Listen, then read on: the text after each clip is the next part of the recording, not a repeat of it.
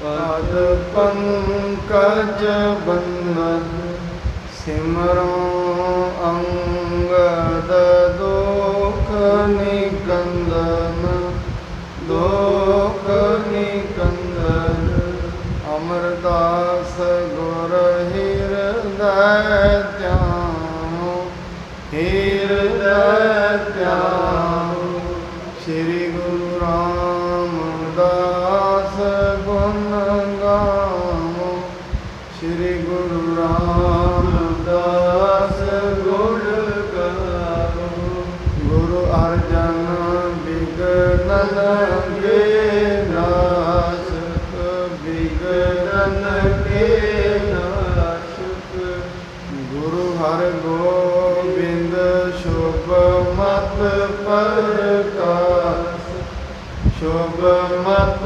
प्रकाश गुरु हर राय नमो कर जोरी नमो कर जोरी गुरु हर कृष्ण मनाए बहोरी मनाए बहोरी तेग बहादुर परम कृपाला जी परम कृपाला गुरु गोबिंद सिंह विशाल गुरु गोबिंद सिंह विशाल तरों तरा पर पुन पुन सीसा जी पुन पुन सीसा बंदो बार बार जगदीशा बंदो बार बार जगदीशा साहिब श्री गुरु तेग बहादुर महाराज जी दे पावन पवित्र अस्थान गुरुद्वारा सीसगंज साहिब विखे जो शाम के दीवानों के अंदर श्री गुरु नानक देव महाराज जी के पावन जीवन की इतिहास की कथा चल रही है उसनूं श्रवण करन दे लई सत संगत के रूप में जुड़ बैठी गुरु प्यारे साध संगत जी कल दे दीवाना दे अंदर असी ये श्रवण किया सी साहिब श्री गुरु नानक देव जी महाराज सिखां नूं निजी उपदेश दे रहे हैं किहड़े तरीके दे नाल इस भाव सागर तो पार होया जाता है अते किहड़ियां किहड़ियां अवस्थावां दे विच दी साडा शरीर गुजरदा है।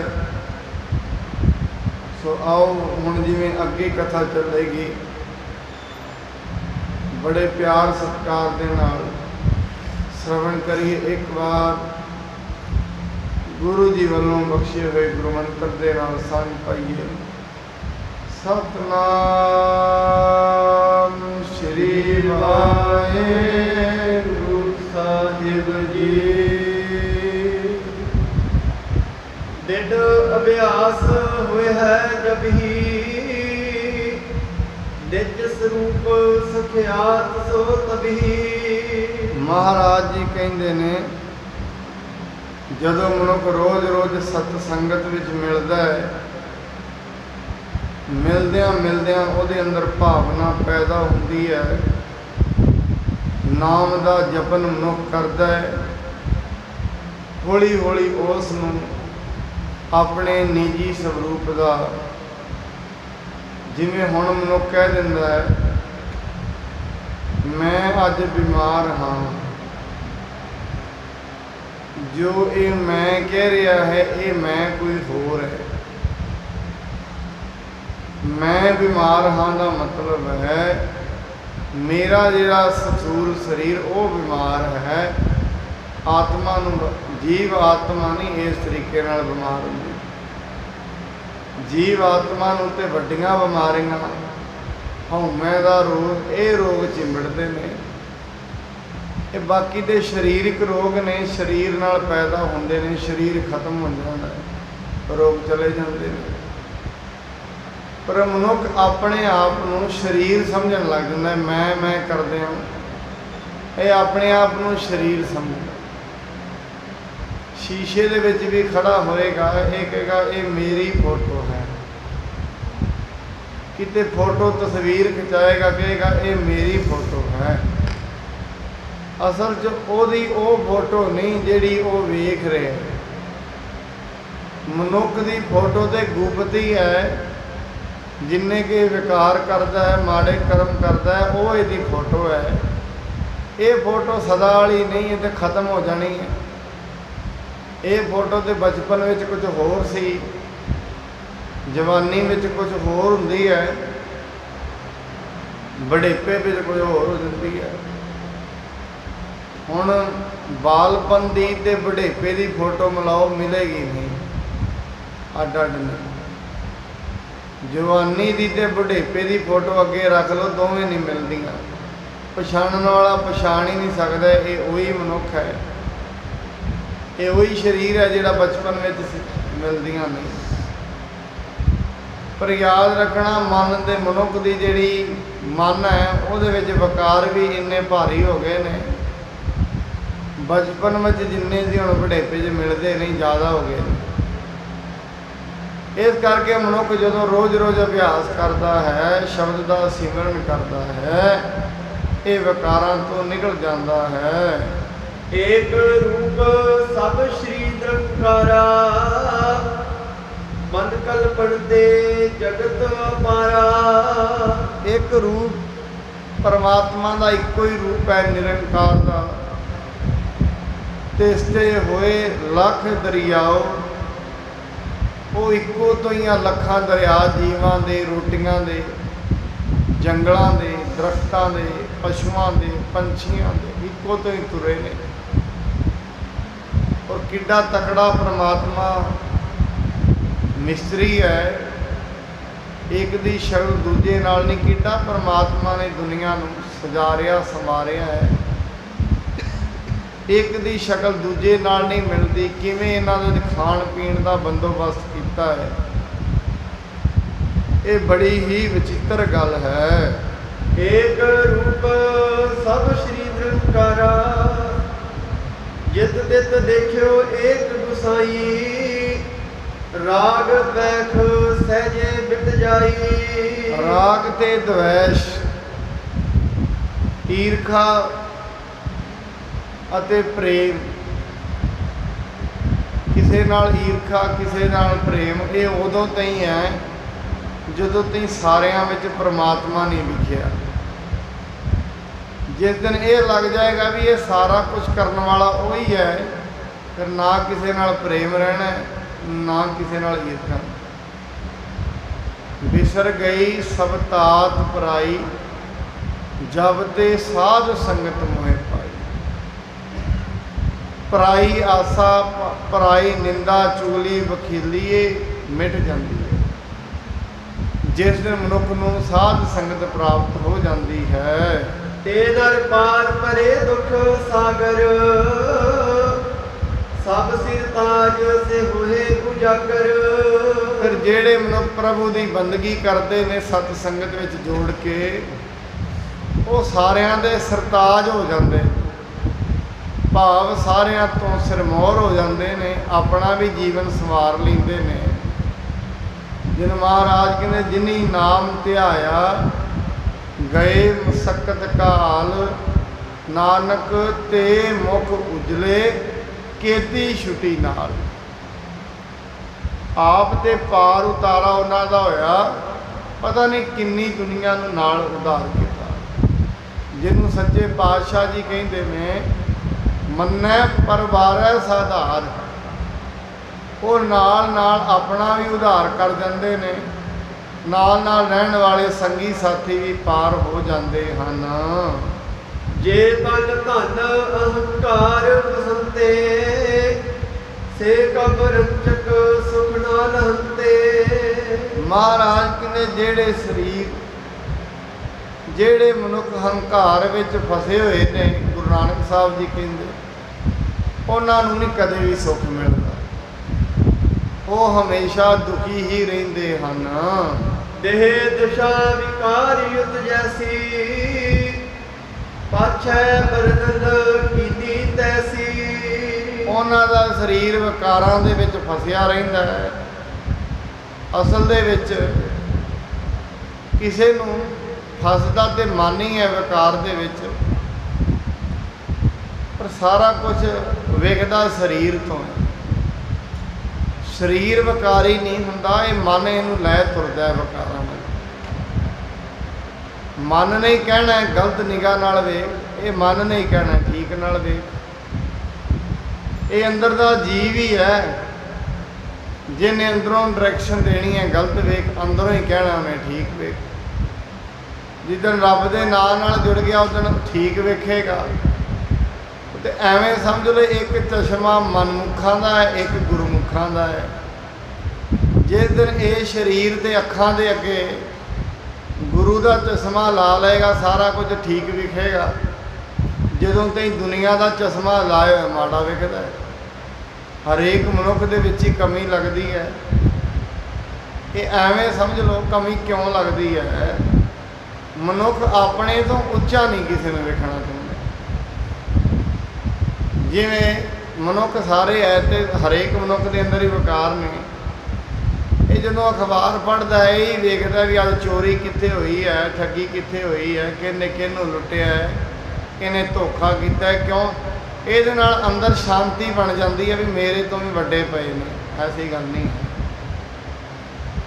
ਇਹ ਐਵੇਂ ਸਮਝੋ ਇੱਕ ਮਨੁੱਖ ਚਾਰ ਦੋਸਤ ਇਕੱਠੇ ਜਾਣ ਤੇ ਅੱਗੋਂ ਇੱਕ ਭਿਖਾਰੀ ਮੰਗਣ ਵਾਲਾ ਆ ਜਾਏ, ਦੋ ਨਾ ਦੇਣ ਇੱਕ ਦੇ ਦੇ, ਉਹ ਦੋਵਾਂ ਨੂੰ ਉਦੋਂ ਤਾਈਂ ਠੰਡ ਨਹੀਂ ਪੈਣੀ ਜਦੋਂ ਤਾਈਂ ਉਹਦੀ ਨਿੰਦਿਆ ਨਾ ਕਰ ਲੈਣ। ਉਹਨਾਂ ਕਹੀ ਜਾਣਾ ਬੜਾ ਆਪਣੇ ਆਪ 'ਚ ਦਾਨੀ ਬਣਿਆ, ਕਿਉਂ? ਸਾਡੇ ਤੋਂ ਉੱਚਾ ਚਲਾ ਗਿਆ। ਨਿੰਦਾ ਆਪਣੇ ਤੋਂ ਉੱਚੇ ਦੀ ਹੁੰਦੀ ਹੈ, ਨੀਵੇਂ ਦੀ।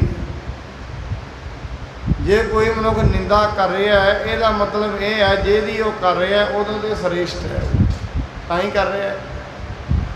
ਆਪਣੇ ਤੋਂ ਨੀਵੇਂ ਦੀ ਕੀ ਨਿੰਦਾ ਕਰੇਗਾ? ਆਪਣੇ ਤੋਂ ਉਤਲਾ ਜਿਹੜਾ ਉਹਦੇ ਨਾਲ ਹੀ ਈਰਖਾ ਹੁੰਦੀ ਹੈ, ਨੀਵੇਂ ਨਾਲ ਤੇ ਦਇਆ ਆਉਂਦੀ ਹੈ। ਇਸ ਕਰਕੇ ਮਹਾਰਾਜ ਜੀ ਇਹ ਕਹਿਣਾ ਚਾਹੁੰਦੇ ਨੇ ਮਨੁੱਖ ਨੂੰ ਇਹਨਾਂ ਕਾਰਜਾਂ 'ਚ ਜ਼ਿਆਦਾ ਰਸ ਆਉਂਦਾ ਹੈ, ਨਿੰਦਾ ਦੇ ਵਿੱਚ ਜ਼ਿਆਦਾ ਰਸ ਆਉਂਦਾ ਹੈ। ਉਹਦਾ ਕਾਰਨ ਹੈ ਇੰਨਾ ਰਸ ਕੀਰਤਨ 'ਚ ਨਹੀਂ ਆਉਂਦਾ ਜਿੰਨਾ ਨਿੰਦਾ 'ਚ ਆਉਂਦਾ ਹੈ। ਉਹਦਾ ਕਾਰਨ ਹੈ ਮਨੁੱਖ ਆਪ ਵੀ ਕੁਛ ਹੈ। ਥੋੜ੍ਹਾ ਜਿਹਾ ਚੋਰ ਆਪ ਹੈ, ਕਿਸੇ ਦੀ ਵੱਡੀ ਚੋਰੀ ਵਿਖ ਜਾਂਦੀ ਹੈ, ਉਹਦੀ ਫਿਰ ਗੱਲ ਪੂਰੀ ਬਣਾਉਂਦਾ ਹੈ, ਕਿਉਂ? ਮੇਰੀ ਢਕੀ ਰਹੇ। ਇਹ ਜਦੋਂ ਵੀ ਕੋਈ ਮਨੁੱਖ ਕਿਤੇ ਨਿੰਦਾ ਕਰਦਾ, ਕਿਸੇ ਦੀ ਵਿਖਦਾ, ਉੱਥੋਂ ਮਤਲਬ ਇੱਕ ਹੀ ਸਮਝ ਲੈਣਾ ਚਾਹੀਦਾ ਇਹਦੇ ਅੰਦਰ ਚੋਰੀ ਪੂਰੀ ਹੈ।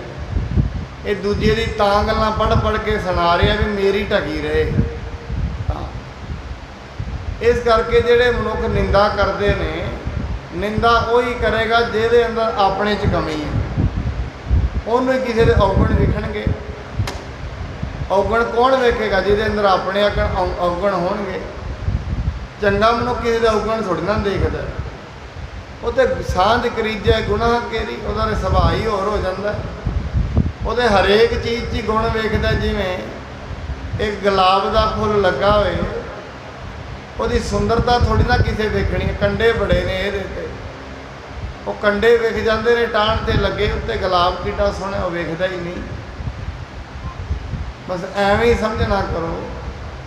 ਆ ਗੁਰਦੁਆਰੇ ਮਨੁੱਖ ਆਉਂਦਾ ਹੈ, ਕਿੱਡਾ ਸੋਹਣਾ ਉੱਤੇ ਵਾਤਾਵਰਨ ਸਾਰਾ ਬਣਿਆ ਹੁੰਦਾ ਹੈ। ਇੱਥੋਂ ਜਿਹੜਾ ਕੋਈ ਮਾੜਾ ਗੋਲਕ ਦਾ ਵੀ ਜੇ ਕਿਤੇ ਸਹਿਜ ਉਰਾ ਪਰਾਂ ਹੋਇਆ, ਗੋਲਕ ਦਾ ਸਹਿਜ ਵਿਖ ਜਾਣਾ, ਹੋਰ ਕੁਝ ਨਹੀਂ ਵਿਖਣਾ। ਕਿਉਂ? ਆਦਤ ਬਣ ਚੁੱਕੀ ਹੈ। ਰਮਾਲਾ ਠੀਕ ਨਹੀਂ ਹੈ, ਇਹ ਵੇਖਣਾ ਉਹਨੇ, ਕਿਉਂ? ਆਦਤ ਬਣ ਗਈ ਹੈ ਅੰਦਰੋਂ। ਔਗਣ ਲੱਭਣ ਦੀ ਆਦਤ ਬਣ ਗਈ ਹੈ। ਮਹਾਰਾਜ ਕਹਿੰਦੇ ਜਿਨ੍ਹਾਂ ਦੀ ਔਗਣ ਲੱਭਣ ਦੀ ਆਦਤ ਹੈ ਉਹ ਜ਼ਿੰਦਗੀ ਵਿੱਚ ਕਦੀ ਸੁੱਖ ਨਹੀਂ ਪਾਉਂਦੇ ਹਨ।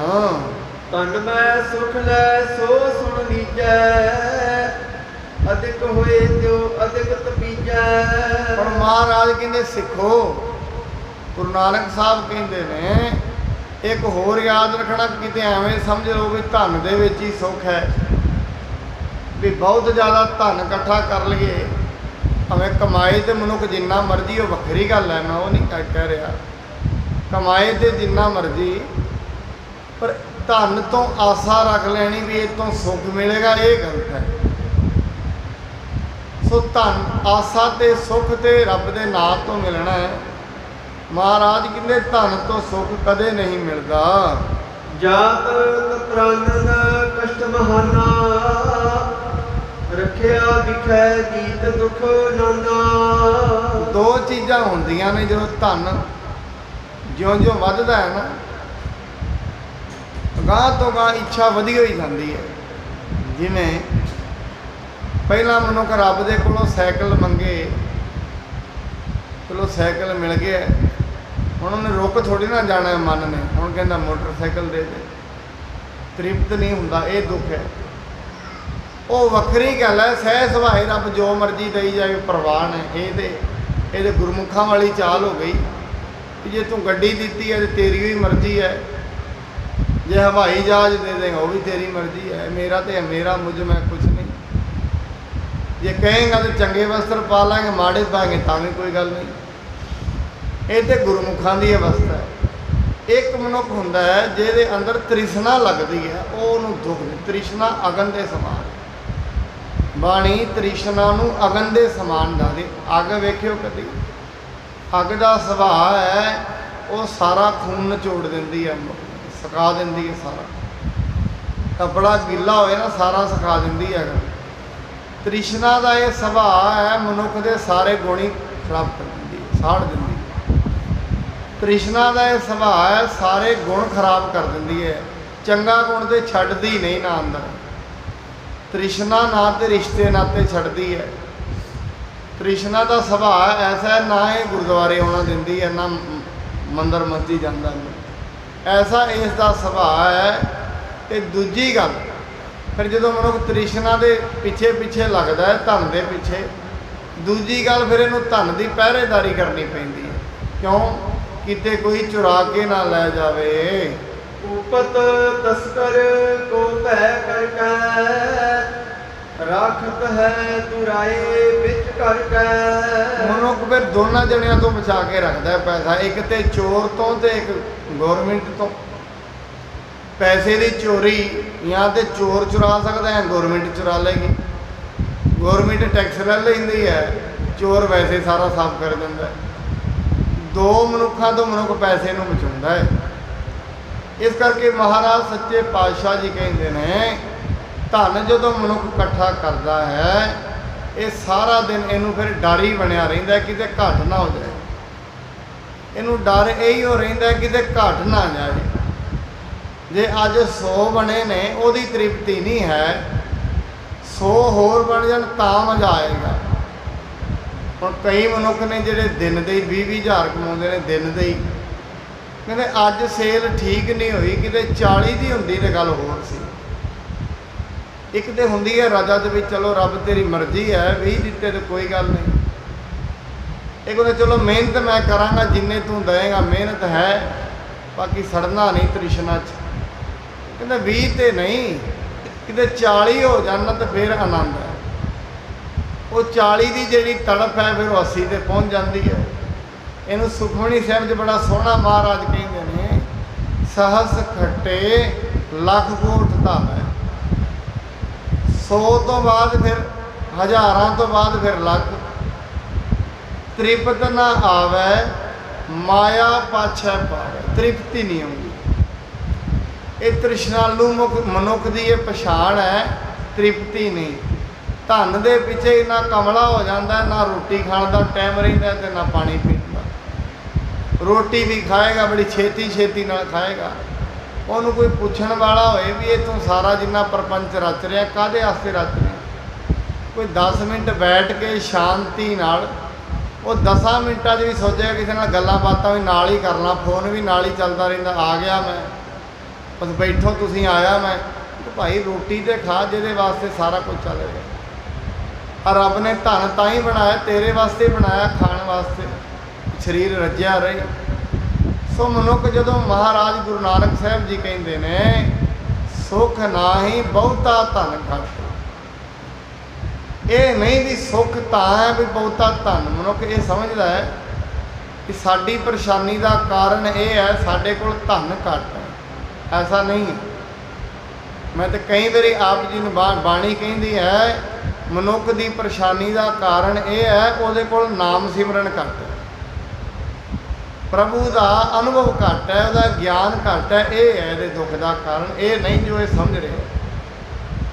ਇਹ ਤਾਂ ਕਰਕੇ ਮਨੁੱਖ ਸੋਚਦਾ ਹੈ ਕਿਤੇ ਮੈਂ 5-4 ਲੱਖ ਕਮਾਵਾਂਗਾ ਨਾ ਉਦੋਂ ਬਸ ਆਨੰਦ ਆ ਜਾਏਗਾ। ਬਸ 5-4 ਲੱਖ, ਫਿਰ ਇਹਦੇ ਤੇ ਇਹ ਹੋਇਆ ਜਿਨ੍ਹਾਂ ਜਿਹੜੇ 5-4 ਲੱਖ ਕਮਾ ਰਹੇ ਨੇ ਉਹਨਾਂ ਨੂੰ ਪੁੱਛ ਲਿਆ ਜਾਏ ਕਿ ਤੁਸੀਂ ਠੀਕ ਹੋ, ਕਹਿੰਦੇ ਨਾ ਨਾ ਅਜੇ।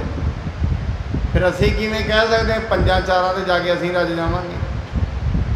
ਸਾਡੇ ਬਰਾਬਰ ਤੇ ਜਿੱਦਣ ਦੂਜੇ ਨੇ, ਜਦੋਂ ਅਸੀਂ ਮੋਟਰਸਾਈਕਲ ਤੇ ਕੋਈ ਜਾਂਦਾ ਜਿਹਦੇ ਕੋਲ ਸਾਈਕਲ ਹੈ ਨਾ, ਪਤਾ ਕੀ ਸੋਚਦਾ, ਰੱਬਾ ਕਿਤੇ ਅਸੀਂ ਮੋਟਰਸਾਈਕਲ ਤੇ ਆਨੰਦ ਆ ਜਾਏ। ਉਹਨੂੰ ਗਰੀਬ ਨੂੰ ਇਹ ਕੋਈ ਭਾਈ ਜਿਹੜਾ ਮੋਟਰਸਾਈਕਲ ਤੇ ਬੈਠਾ ਕਹਿੰਦਾ ਆਨੰਦ ਇਹ 'ਚ ਨਹੀਂ ਗੱਡੀ 'ਚ ਹੈ, ਉਹਨੂੰ ਤੇ ਪੁੱਛੇ ਕੋਈ, ਕਹਿੰਦਾ ਇਹਦੇ ਵਿੱਚ ਨਹੀਂ ਰੱਬਾ, ਕਿਤੇ ਆ ਮੋਟਰਸਾਈਕਲ ਤੇ ਜਾ ਰਿਹਾ ਆ ਕਿਤੇ ਗੱਡੀ ਦੇ ਦੇਣਾ, ਜਿਹੜਾ ਗੱਡੀ 'ਚ ਬੈਠਾ ਰੱਬਾ ਇਹਦੇ ਵਿੱਚ ਮਜ਼ਾ ਨਹੀਂ ਆ, ਜਿਹੜੀ ਨਾਲ ਤੁਰੀ ਜਾਂਦੀ ਹੈ 20-25 ਲੱਖ ਵਾਲੀ ਇਹ ਦੇ ਦੇ ਤੇ ਕਿਤੇ ਆਨੰਦ ਆ ਜਾਏ। ਜਿਹੜਾ 25-30 ਲੱਖ ਵਾਲੀ ਕਹਿੰਦਾ ਰੱਬਾ ਇਹਦੇ 'ਚ ਟਾਈਮ ਬੜਾ ਲੱਗਦਾ, ਕਿਤੇ ਹੈਲੀਕਾਪਟਰ ਦੇ ਜਾਏ ਨਾ ਉਹ 'ਚ ਬੜਾ ਆਨੰਦ ਹੈ। ਉਹ ਜਿਹਦੇ ਕੋਲ ਹੈਲੀਕਾਪਟਰ ਹੈ ਕਹਿੰਦਾ ਰੱਬਾ ਕਿਤੇ ਘਰ ਦੇ ਵਿੱਚ ਹੀ ਜਹਾਜ਼ ਵਾਲੀ ਪੱਟੀ ਬਣ ਜਾਏ ਤੇ ਟਾਈਮ ਬੜਾ ਘੱਟ ਲੱਗਿਆ, ਆਪਣਾ ਹੀ ਜਹਾਜ਼ ਹੋਏਗਾ ਤੇ ਆਪ ਹੀ ਜਾਵਾਂਗੇ। ਚਲੋ ਉੱਥੋਂ ਤੇ ਤੇ ਕੋਈ ਵਿਰਲਾ ਹੀ ਪਹੁੰਚਦਾ ਹੈ ਹੈਲੀਕਾਪਟਰ ਤੇ ਗੱਡੀਆਂ ਤੇ ਤੇ ਸਾਰਿਆਂ ਦੀ ਪਹੁੰਚ ਹੁੰਦੀ ਹੈ। ਸੋ ਇਸ ਕਰਕੇ ਮਹਾਰਾਜ ਕਹਿੰਦੇ ਨੇ ਤ੍ਰਿਪਤੀ ਨਹੀਂ ਆਉਣੀ, ਤ੍ਰਿਪਤੀ ਤੇ ਸੰਤੋਖ ਨਾਲ ਹੀ ਹੈ ਵੀ ਰੱਬਾ ਜੋ ਕੁਝ ਭਾਵੇਂ ਲੱਖਾਂ ਦੇ ਦੇ ਤਾਂ ਵੀ ਕੋਈ ਨਹੀਂ, ਰਾਜੀ ਆ ਤੇਰੇ ਹੁਕਮ ਦੇ ਵਿੱਚ, ਜੇ ਖੋਹ ਲਏਗਾ ਤੇ ਤਾਂ ਵੀ ਕੁਝ ਨਹੀਂ ਹੈ। ਮਿਰਤ ਪਏ ਕਾਜ ਨਾ ਕਿਸ ਆਈ, ਸਰਬ ਦੇਹ ਤੇ ਹਿਤ ਤੇ ਪਾਈ। ਪਰ ਜਦੋਂ ਮਨੁੱਖ ਮਰ ਜਾਂਦਾ ਹੈ ਇਹ ਉਹਨੂੰ ਉਦੋਂ ਹੀ ਪਤਾ ਲੱਗਦਾ ਹੈ ਵੀ ਇਹ ਕਿਹੜੇ ਕੰਮ ਦਾ ਹੋਇਆ। ਕਹਿੰਦੇ ਜਿੱਦਣ ਸਿਕੰਦਰ ਸੀ ਨਾ, ਸਿਕੰਦਰ ਉਹਨੇ ਪੂਰੀ ਦੁਨੀਆ ਤੇ ਰਾਜ ਕੀਤਾ, ਉਹਦੇ ਮਰਨ ਦੇ ਦਿਨ ਨੇੜੇ ਆਏ, ਉਹਨੇ ਕਿਹਾ ਆਪਣੇ ਜਿਹੜੇ ਨਾਲ ਸੰਸਕਾਰ ਕਰਨ ਵਾਲੇ ਸੀ, ਕਹਿੰਦੇ ਭਾਈ ਇੱਕ ਕੰਮ ਕਰਿਓ, ਮੇਰੇ ਹੱਥ ਨੇ ਨਾ ਜਿਹੜੇ ਇਹ ਅਰਥੀ ਤੋਂ ਬਾਹਰ ਲਟਕਾਇਓ।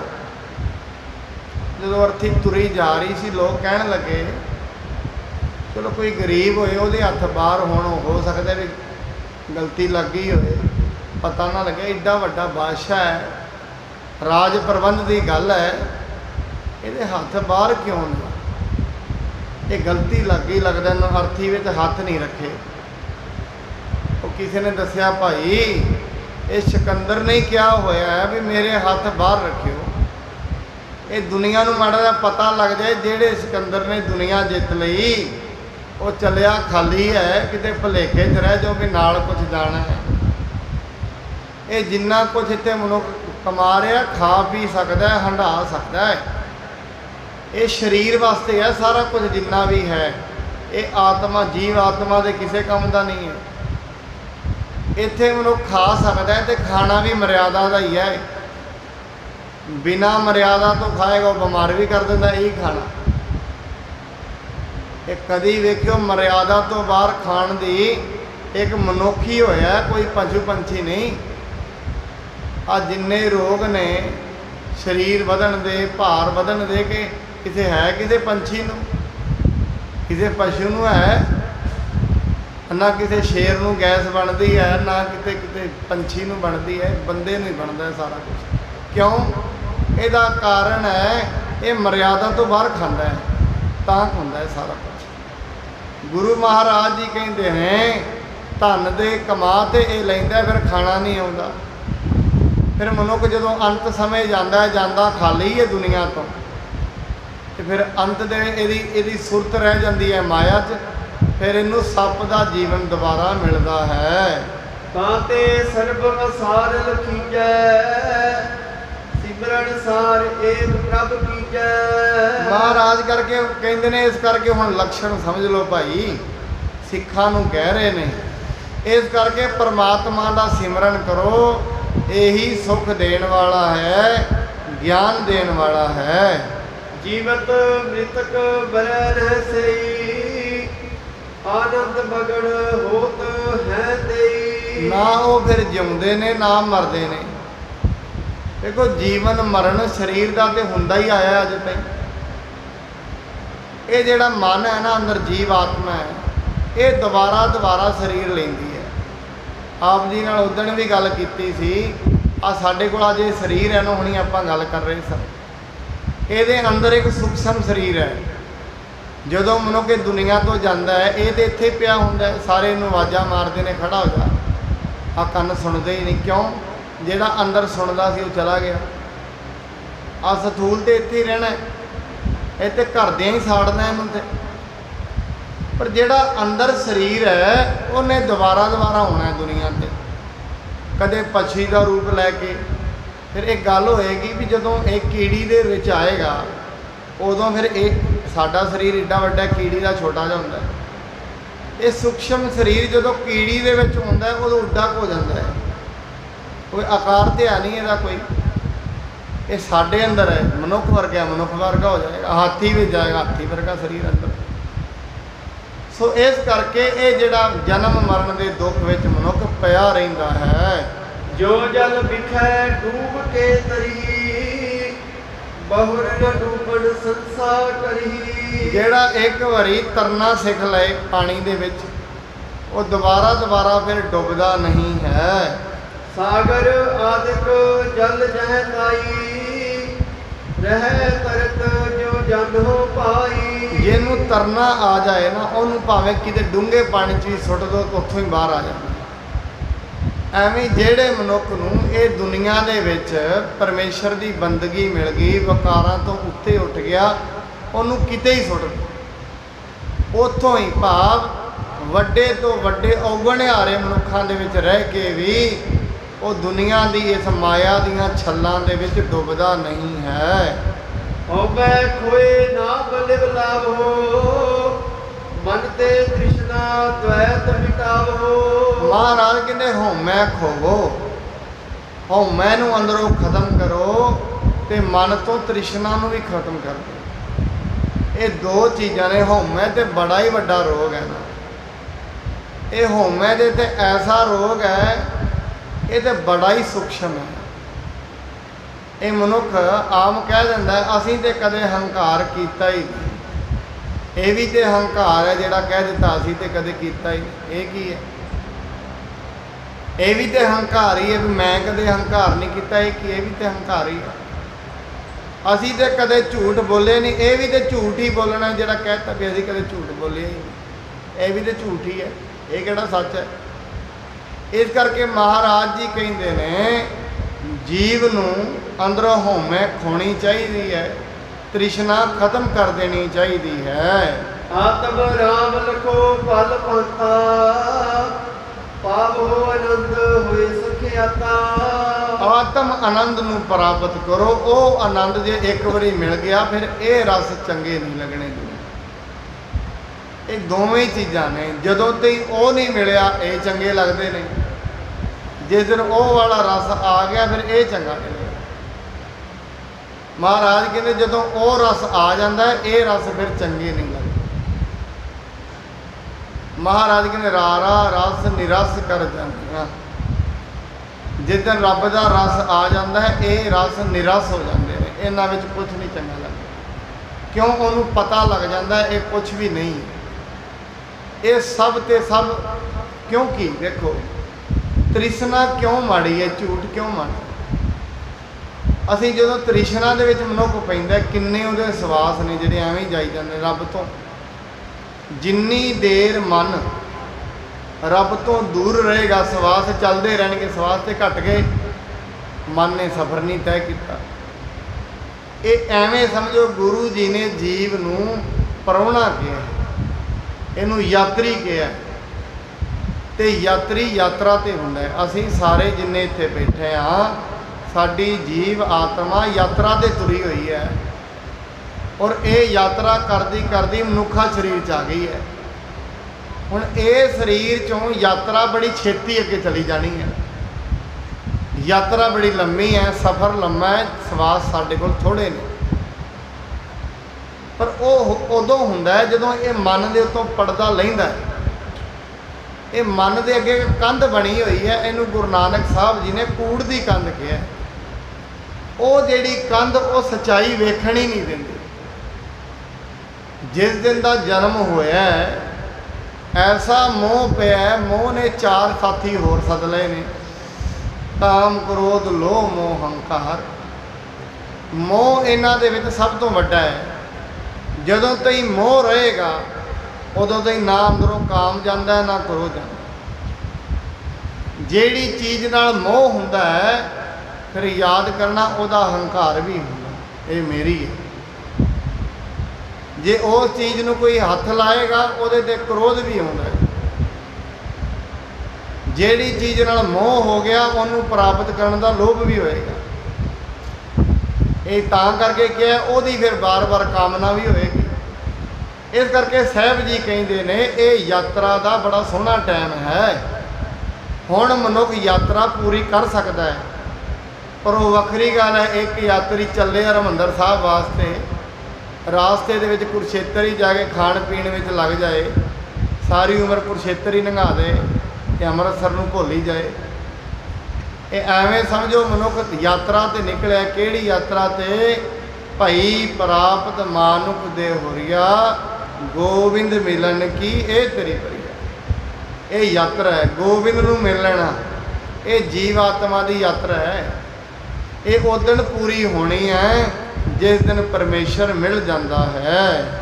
ਜੇ ਪਰਿਵਾਰ ਕੇ ਮੋਹ ਬੰਧਨ ਦੇ, ਤਿਲ ਕੋ ਲਖੋ ਮਹਾ ਅਗਿਆਨੇ। ਮਹਾਰਾਜ ਕਹਿੰਦੇ ਜਿਹੜਾ ਮਨੁੱਖ ਇਹ ਦੁਨੀਆ ਦੇ ਮੋਹ ਵਿੱਚ ਫਸ ਗਿਆ ਉਹਨੂੰ ਵੱਡਾ ਅਗਿਆਨੀ ਸਮਝੋ। ਅਗਿਆਨੀ ਕਿਉਂ ਸਮਝੋ? ਕਿਉਂਕਿ ਅਗਿਆਨੀ ਇਸ ਕਰਕੇ ਹੈ ਕਿਉਂਕਿ ਉਹ ਝੂਠ ਦੇ ਨਾਲ ਮੋਹ ਪਾ ਲਿਆ ਉਹਨੇ, ਝੂਠ ਦੇ ਵਿੱਚ ਫਸ ਗਿਆ, ਤਾਂ ਅਗਿਆਨੀ ਹੈ। ਗਿਆਨੀ ਹੋਏਗਾ ਜਿਵੇਂ ਇੱਕ ਜਿਹੜਾ ਸ਼ਵ ਹੁੰਦਾ ਨਾ ਸੋਨੇ ਵਾਲਾ ਸੁਨਿਆਰ, ਆ ਰਾਸਤੇ ਦੇ ਵਿੱਚ ਕਿਸੇ ਕੋਈ ਸੋਨੇ ਵਰਗੀ ਚੀਜ਼ ਲੱਭ ਜਾਏ, ਉੱਤੇ ਚੜਿਆ ਹੋਏ ਸੋਨੇ ਦਾ ਰੰਗ ਤੇ ਕੋਈ ਜੇਬ 'ਚ ਪਾਈ ਫਿਰੇ ਵੀ ਮੈਨੂੰ ਸੋਨਾ ਲੱਭ ਗਿਆ, ਖੁਸ਼ ਹੋਈ ਫਿਰੇ। ਤੇ ਕੋਈ ਪਰਖਣ ਵਾਲਾ ਕਹੇਗਾ ਭਾਈ ਜਿਹੜਾ ਕੋ ਤੂੰ ਚੁੱਕੀ ਫਿਰਦਾ ਹੈ ਤੇ ਨਕਲੀ ਹੈ, ਉਹ ਨਾਲੋਂ ਨਾਲ ਹੀ ਖੁਸ਼ੀ ਥੱਲੇ। ਇਹ ਜਿਹੜੀ ਦੁਨੀਆ ਇਸ ਪਰਪੰਚ ਨੂੰ ਇੱਕ ਗਿਆਨੀ ਸਮਝ ਲੈਂਦਾ, ਜਿਹੜਾ ਨਾਮ ਜਪਦਾ ਉਹ ਸਮਝ ਲੈਂਦਾ। ਫਿਰ ਜਿਹੜੇ ਲੋਕ ਇਹਦਾ ਮਾਣ ਚੁੱਕੀ ਫਿਰਦੇ ਨੇ, ਕਹਿੰਦਾ ਕਮਾਲ ਦੀ ਗੱਲ, ਲੋਕੀ ਕੀ ਮਾਣ ਚੁੱਕੀ ਫਿਰਦੇ। ਜਿਵੇਂ ਇੱਕ ਬੱਚਾ ਇੱਕ ਛੋਟਾ ਜਿਹਾ ਜਹਾਜ਼ ਲਿਆਏ ਤੇ ਉਹਦੇ ਉੱਤੇ ਬਹਿ ਕੇ ਕਹੇ ਮੈਂ ਅਮਰੀਕਾ ਚੱਲਿਆ। ਮਾਂ ਬਾਪ ਕਹਿੰਦੇ ਨੇ ਅਗਿਆਨੀ ਹੈ, ਇਹ ਜਹਾਜ਼ ਥਾਣੀ ਅਮਰੀਕਾ ਜਾਇਆ ਜਾਏਗਾ। ਇਹਨੂੰ ਅਗਿਆਨ ਕਹਿੰਦੇ। ਅਗਿਆਨ ਇਹ ਹੈ ਵੀ ਜਿਹੜੀ ਚੀਜ਼ ਹੋ ਹੀ ਨਹੀਂ ਸਕਦੀ ਉਹਨੂੰ ਸੱਚ ਸਮਝ ਲੈਣਾ। ਇਹ ਦੁਨੀਆ ਦਾ ਜਿਹੜਾ ਪਰਪੰਚ ਹੈ, ਸੁਪਨਾ ਹੈ ਇਹ। ਵੈਸੇ ਤਾਂ ਜਿੱਦਣ ਇਹ ਟੁੱਟਦਾ, ਸੁਪਨਾ ਟੁੱਟਦਾ ਹੀ ਉਦੋਂ ਹੈ ਜਦੋਂ ਪਤਾ ਲੱਗੇ। ਉਸ ਤੋਂ ਪਹਿਲਾਂ ਤਾਂ ਨੀਂਦ ਖੁੱਲ੍ਹਦੀ ਨਹੀਂ। ਜਿਵੇਂ ਸੁਪਨੇ ਦੇ ਵਿੱਚ ਕਿਸੇ ਮਨੁੱਖ ਨੂੰ ਚੰਗਾ ਕੋਈ ਫੜ ਕੇ ਮਾਰਨ ਲੱਗੇ ਤੇ ਕੋਈ ਉਹਨੂੰ ਆ ਕੇ ਜਗਾ ਦੇਗਾ, ਬਚ ਗਿਆ। ਤੇ ਕੀ ਹੋਇਆ ਤੈਨੂੰ? ਤਾਂ ਕੋਈ ਫੜੇ, ਤੂੰ ਤਾਂ ਆਰਾਮ ਨਾਲ ਮੰਜੀ ਤੇ ਬਹਿ ਕੇ ਨਾ ਬਚ ਗਿਆ। ਤੇ ਕਿਉਂ? ਕੋਈ ਮਾਰਨ ਲੱਗਿਆ। ਮੈਂ ਕਿਹਾ ਨਹੀਂ, ਤੂੰ ਸੁਪਨੇ ਵਿੱਚ ਵੇਖ ਰਿਹਾ ਸੀ, ਤੇਰੇ ਕੋਲ ਤੇ ਕੋਈ ਆਇਆ ਹੀ ਨਹੀਂ, ਤੂੰ ਤੇ ਸੁਪਨੇ ਵਿੱਚ ਸੀ। ਐਵੇਂ ਹੀ ਇਹ ਦੁਨੀਆ ਦਾ ਦ੍ਰਿਸ਼ ਹੈ। ਤਾਂ ਹੀ ਗੁਰੂ ਤੇਗ ਬਹਾਦਰ ਜੀ ਨੇ ਕਿਹਾ ਜਿਉਂ ਸੁਪਨਾ ਅਰ ਪੇਖਣਾ ਐਸੇ ਜਗ।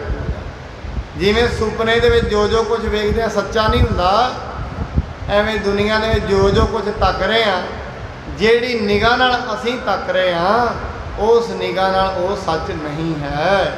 ਆਪਣੇ ਸੁਤ ਬਣਤਾ ਪਿਤ ਮਾਤਾ, ਜਾਣਤ ਹਿਤਕਾਰੀ ਬਿਨ ਗਿਆਤਾ। ਬਿਨਾਂ ਗਿਆਨ ਤੋਂ ਮਨੁੱਖ ਆਪਣੇ ਪਰਿਵਾਰ ਦੇ ਮੈਂਬਰਾਂ ਨੂੰ ਆਪਣਾ ਬੜਾ ਸੰਗਾ ਸਨੇਹੀ ਸਮਝਦਾ ਹੈ। ਗੁਰੂ ਸਾਹਿਬ ਇਹ ਸਮਝਾ ਰਹੇ ਨੇ, ਸਿੱਖਾਂ ਨੂੰ ਗਿਆਨ ਦੇ ਰਹੇ ਨੇ ਵੀ ਜਦੋਂ ਤੇ ਗਿਆਨ ਨਹੀਂ ਨਾ ਉਦੋਂ ਤੇ ਮਨੁੱਖ ਸਾਰਿਆਂ ਨੂੰ ਆਪਣਾ ਬੜਾ ਮਿੱਤਰ ਸਮਝਦਾ ਹੈ। ਪਤਾ ਉਸ ਦਿਨ ਲੱਗਦਾ ਜਿੱਦਣ ਇਹ ਬਿਮਾਰ ਹੋ ਜਾਏ ਨਾ ਚੋਖਾ ਹੀ, ਤੇ ਮਨੁੱਖ ਘਰ ਦੇ ਫਿਰ ਕਹਿੰਦੇ ਨੇ ਵੀ ਇਹ ਹੁਣ ਇਹਦਾ ਖਹਿੜਾ ਹੀ ਛੁੱਟ ਜਾਏ ਤੇ ਠੀਕ ਹੈ। ਇਹ ਨਹੀਂ, ਇਹ ਫਿਰ ਅਰਦਾਸ ਬਾਬਾ ਜੀ ਇਹਦੀ ਅਰਦਾਸ ਕਰ ਦਿਓ ਠੀਕ ਹੋਏ। ਇਹ ਨਹੀਂ ਕਹਿਣਾ ਵੀ ਇਹਦੇ ਵਾਸਤੇ ਹੋਰ ਪਾਠ ਕਰੀਏ, ਚਲੋ ਹੋਰ ਦੱਸ, ਚਲੋ ਹੁਣ ਤੇ ਉਮਰ ਹੀ ਹੋ ਗਈ ਹੈ। ਇਹ ਕਮਾਲ ਦੀ ਗੱਲ ਹੋ ਗਈ, ਮੈਨੂੰ ਤੇ ਕੱਢਣਾ ਹੀ ਚਾਹੁੰਦੇ ਨੇ 90 ਚਲੋ 90 ਸਾਲ ਉਮਰ ਭੋਗ ਲਈ ਹੈ, ਬੜੀ ਹੋ ਗਈ, ਹੁਣ ਤੇ ਚਲਾ ਹੀ ਜਾਏ ਤੇ ਠੀਕ ਹੈ।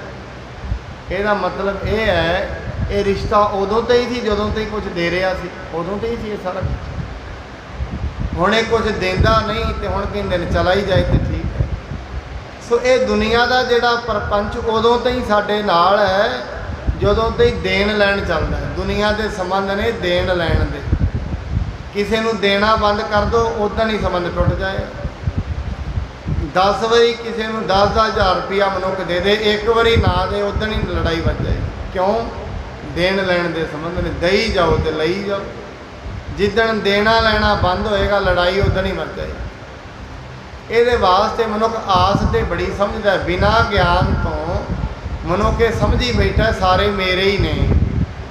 ਐਵੇਂ ਸਮਝੋ ਜਿਸ ਦਿਨ ਮਹਾਭਾਰਤ ਦੀ ਗੱਲ ਹੈ, ਦੁਸ਼ਾਸਨ ਨੇ ਫੜ ਕੇ ਦ੍ਰੋਪਦੀ ਨੂੰ ਵਾਲਾਂ ਤੋਂ ਲਿਆਂਦਾ ਸਭਾ ਦੇ ਵਿੱਚ, ਤੇ ਦ੍ਰੋਪਦੀ ਪਤਾ ਹੈ ਕੀ ਸੋਚ ਰਹੀ ਸੀ ਜਦੋਂ ਆ ਰਹੀ ਸੀ ਤੁਰੀ ਹੋਈ ਨਾਲ ਨਾਲ ਉਹਦੇ, ਉਹ ਇਹ ਸਮਝਦੀ ਸੀ ਇਹਨੂੰ ਅਜੇ ਨਹੀਂ ਪਤਾ ਲੱਗਣਾ, ਉਹ ਸਭਾ ਦੇ ਵਿੱਚ ਮੇਰੇ 5 ਪਾਂਡਵ ਬੈਠੇ ਨੇ, ਉਹ ਇਹਨੂੰ ਦੱਸਣਗੇ ਵਾਲਾਂ ਤੋਂ ਕਿਵੇਂ ਫੜੀਦਾ। ਜਦੋਂ ਵਾਲਾਂ ਤੋਂ ਫੜਿਆ 5 ਪਾਂਡਵਾਂ ਵੱਲੋਂ ਨੇ ਅੱਖ ਭਰ ਕੇ ਵੇਖਿਆ, ਪਾਂਡਵਾਂ ਨਿਗਾਹ ਥੱਲੇ ਕਰ ਲਈ, ਉਦੋਂ ਹੀ ਵਿਸ਼ਵਾਸ ਟੁੱਟ ਗਿਆ ਵੀ ਇਹ ਤੇ ਕੁਝ ਨਹੀਂ। ਫਿਰ ਕਹਿੰਦੀ ਚਲੋ ਇਹ ਪਾਂਡਵ ਹੀ ਦੂਰ ਹੋਏ ਨੇ, ਆ ਦੂਜਾ ਕਿਰਪਾਚਾਰਿਆ ਦਰੋਣਾਚਾਰਿਆ ਵੱਡੇ ਵੱਡੇ ਭੀਸ਼ਮ ਪਿਤਾਮਾ ਵਰਗੇ ਬੈਠੇ ਨੇ, ਇਹ ਤੇ ਮਦਦ ਕਰਨਗੇ। ਦੁਰਯੋਧਨ ਕਹਿੰਦਾ ਭਾਈ ਗੁਰਦਾਸ ਜੀ ਕਹਿੰਦੇ ਨੰਗੀ ਕਰੋ ਪੰਚਾਲੀ ਬੰਦੀ, ਇਹਦੇ ਵਸਤਰ ਲਾਓ। ਉਹਦੀ ਇਹ ਕੰਮ ਤੇ ਨਹੀਂ ਹੋਏਗਾ, ਕਿਉਂ? ਐਡੇ ਵੱਡੇ ਬੈਠੇ ਨੇ, ਵੱਡੇ ਵੱਡੇ ਨੇ ਸਾਰੇ ਸਾਡੇ ਪਰਿਵਾਰ ਦੇ। ਕਹਿੰਦੇ ਨਾਲ ਦੇ ਨਾਲ ਫਿਰ ਉਹਨੇ ਵੇਖਿਆ ਹਾਂ ਕੁਛ ਨਹੀਂ, ਥੱਲੇ ਮੂੰਹ ਕਰ ਲਿਆ ਉਹਨੇ। ਫਿਰ ਦ੍ਰੋਪਦੀ ਨੂੰ ਅੰਤ ਦੇ ਸਮੇਂ ਫਿਰ ਕਹਿੰਦੇ ਭੱਜਿਆ ਸਭ ਆਸਰਾ ਚੁੱਕਿਆ ਸਭ ਅਸਰਾਓ। ਜਿੱਦਣ ਸਾਰੇ ਸਾਥ ਛੱਡ ਦਿੰਦੇ ਨੇ ਰੱਬ ਦੇ ਉਦਣ ਯਾਦ ਆਉਂਦਾ, ਉਸ ਤੋਂ ਪਹਿਲਾਂ ਤੇ ਸਾਰਿਆਂ ਦਾ ਹੀ ਮੋਹ ਵੱਜਾ। ਫਿਰ ਕਹਿੰਦੀ ਹੇ ਕ੍ਰਿਸ਼ਨ ਜੀ ਹੁਣ ਤੁਸੀਂ ਵੀ ਬਚਾਓ, ਸਾਰੇ ਛੱਡ ਗਏ ਨੇ ਸਾਰੇ। ਜਿੱਦਣ ਸਾਰੇ ਸਾਥ ਛੱਡ ਜਾਂਦੇ ਨੇ ਰੱਬ ਦੇ ਉਦਣ ਪਹਿਲਾਂ ਤੇ ਮਨੁੱਖ ਆਪਣਾ ਹੀ ਸਮਝੀ ਬੈਠਦਾ, ਉਸ ਤੋਂ ਪਹਿਲਾਂ ਤੇ ਐਵੇਂ ਲੱਗਦਾ ਸਾਰੇ ਮੇਰੇ ਹੀ ਨੇ। ਕਿ ਉਹਨੇ ਕ੍ਰਿਸ਼ਨ ਜੀ ਨੂੰ ਇਹ ਲਾਮਾ ਵੀ ਮਾਰਿਆ ਸੀ ਵੀ ਤੁਸੀਂ ਮੇਰੀ ਸਹਾਇਤਾ ਕਰਨ ਬੜੀ ਲੇਟ ਆਏ। ਉਹ ਕਹਿੰਦੇ ਨੇ ਦ੍ਰੋਪਦੀ ਤੂੰ ਯਾਦ ਹੀ ਤੀਜੇ ਨੰਬਰ ਤੇ ਕੀਤਾ ਤੇ ਫਿਰ ਤੀਜੇ ਤੇ ਹੀ ਆਉਣਾ ਸੀ। ਇਹ ਮਨੁੱਖ ਵੀ ਜਦੋਂ ਪਹਿਲੇ ਨੰਬਰ ਤੇ ਇਹਦਾ ਕਿਸੇ ਨਾਲ ਕੁਝ ਹੋ ਜਾਏ ਨਾ ਲੈਣ ਦੇਣ ਦਾ, ਇਹ ਪਹਿਲੇ ਨੰਬਰ ਤੇ ਕਹਿੰਦਾ ਮੈਂ ਲਿਆਉਣਾ ਆਪਣੇ ਸਦਕੇ ਫਲਾਣੇ, ਮੈਂ ਉਹਨੂੰ ਫੋਨ ਕਰਦਾ। ਪਹਿਲਾਂ ਤੇ ਦੁਨੀਆ ਦੇ ਵਿੱਚ ਹੀ ਘੁੰਮੀ ਜਾਂਦਾ ਹੈ, ਉਹਨਾਂ ਦੀ ਉਲਟ ਤੱਕੀ ਬੈਠਦਾ ਹੈ। ਜਦੋਂ ਸਾਰੇ ਹੀ ਮੂੰਹ ਮੋੜ ਲੈਂਦੇ ਨੇ ਚਲੋ ਹੁਣ ਗੁਰਦੁਆਰੇ ਅਰਦਾਸ ਕਰਾ ਲਈਏ, ਉੱਥੋਂ ਵੀ ਵੇਖ ਲਈਏ। ਪਹਿਲਾ ਕੰਮ ਹੈ ਗੁਰਦੁਆਰੇ ਅਰਦਾਸ ਤੇ, ਦੂਜੇ ਬਾਅਦ ਚ ਨੇ। ਜਿਹਨੂੰ ਮਹਾਰਾਜ ਜੀ ਬਾਣੀ ਦੇ ਵਿੱਚ ਕਹਿੰਦੇ ਨੇ, ਭਾਈ ਲਹਿਣਾ ਜੀ ਨੇ ਗੁਰੂ ਨਾਨਕ ਸਾਹਿਬ ਨੂੰ ਇਹੀ ਕਿਹਾ ਸੀ, ਮਹਾਰਾਜ ਇਹਨੇ ਲਹਿਣਿਆ ਜਾ ਆਪਣੇ ਘਰ, ਜਾਵਾਂ ਕਿਹਦੇ ਕੋਲ ਮਹਾਰਾਜ, ਸਗਲ ਦੁਆਰ ਕੋ ਛੱਡ ਕੇ ਗਇਓ ਤੁਹਾਰ। ਮੈਂ ਤਾਂ ਸਾਰਿਆਂ ਨੂੰ ਛੱਡ ਕੇ ਆਇਆ, ਹੁਣ ਮੈਂ ਕਿਸੇ ਨੂੰ ਨਹੀਂ ਹੱਥ 'ਚ ਫੜਿਆ। ਇਹ ਗੱਲ ਮਹਾਰਾਜ ਸਾਹਿਬ ਜੀ ਕਹਿ ਰਹੇ ਨੇ, ਅਗਿਆਨਤਾ ਵਸ ਹੋ ਕੇ ਮਨੁੱਖ ਸਾਰਿਆਂ ਨੂੰ ਆਪਣਾ ਸਮਝੀ ਬੈਠਾ ਹੈ। ਬਾਰ ਬਾਰ ਜਨਮ ਹੈ ਜਗ ਮਾਹੀ, ਸਭੀ ਜਨਮ ਕੁਟੰਬ ਅਸ ਆਹੀ। ਮਹਾਰਾਜ ਕਹਿੰਦੇ ਬਾਰ-ਬਾਰ ਜੰਮਦਾ ਮਰਦਾ ਰਹਿੰਦਾ ਹੈ ਤੇ ਦੁਬਾਰਾ ਫੇਰ ਇਹਨੂੰ ਪਰਿਵਾਰ ਮਿਲ ਜਾਂਦਾ। ਐਸਾ ਹੀ ਪਰਿਵਾਰ ਜੈਸਾ ਹੁਣ ਮਿਲਿਆ ਫਿਰ ਮਿਲੇਗਾ।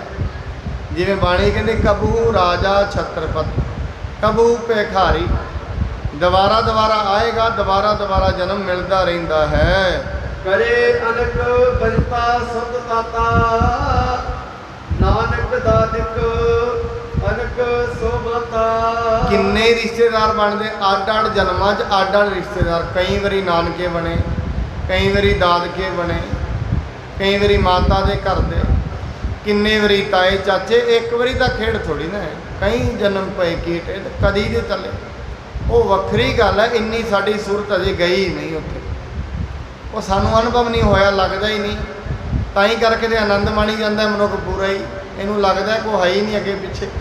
ਐਸਾ ਨਹੀਂ ਹੈ।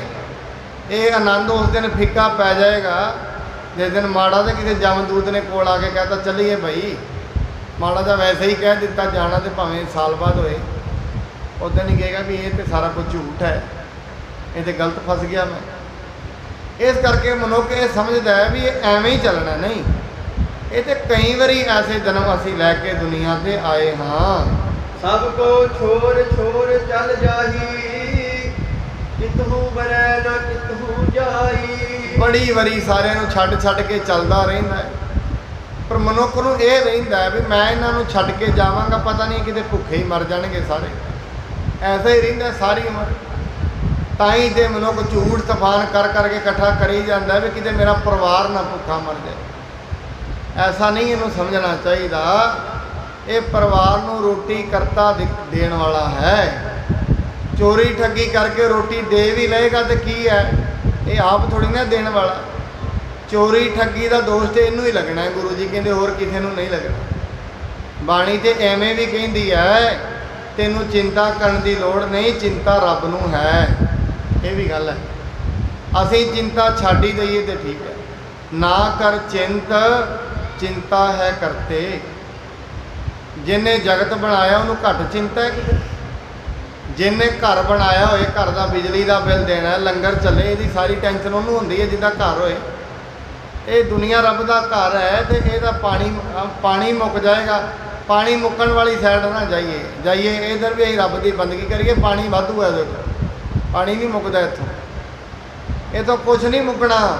ਇਹ ਤੇ ਮਹਾਰਾਜ ਕੇ ਜੋਗ ਚ ਪਾਇਆ ਸੋ ਇੱਕਾ ਵਾਰ, ਇੱਕੋ ਵਾਰੀ ਪਾਤਾ ਉਹਨੇ, ਇੱਥੇ ਕੁਛ ਨਹੀਂ ਮੁੱਕਣ ਵਾਲਾ। ਇਹ ਤਾਂ ਸਭ ਕੁਝ ਐਵੇਂ ਹੀ ਚੱਲਣਾ ਹੈ। ਮਨੁੱਖ ਨੂੰ ਆਪਣੀ ਚਿੰਤਾ ਕਰਨੀ ਚਾਹੀਦੀ ਹੈ ਵੀ ਮੈਂ ਬੜੀ ਛੇਤੀ ਮੁੱਕ ਜਾਣਾ ਹੈ।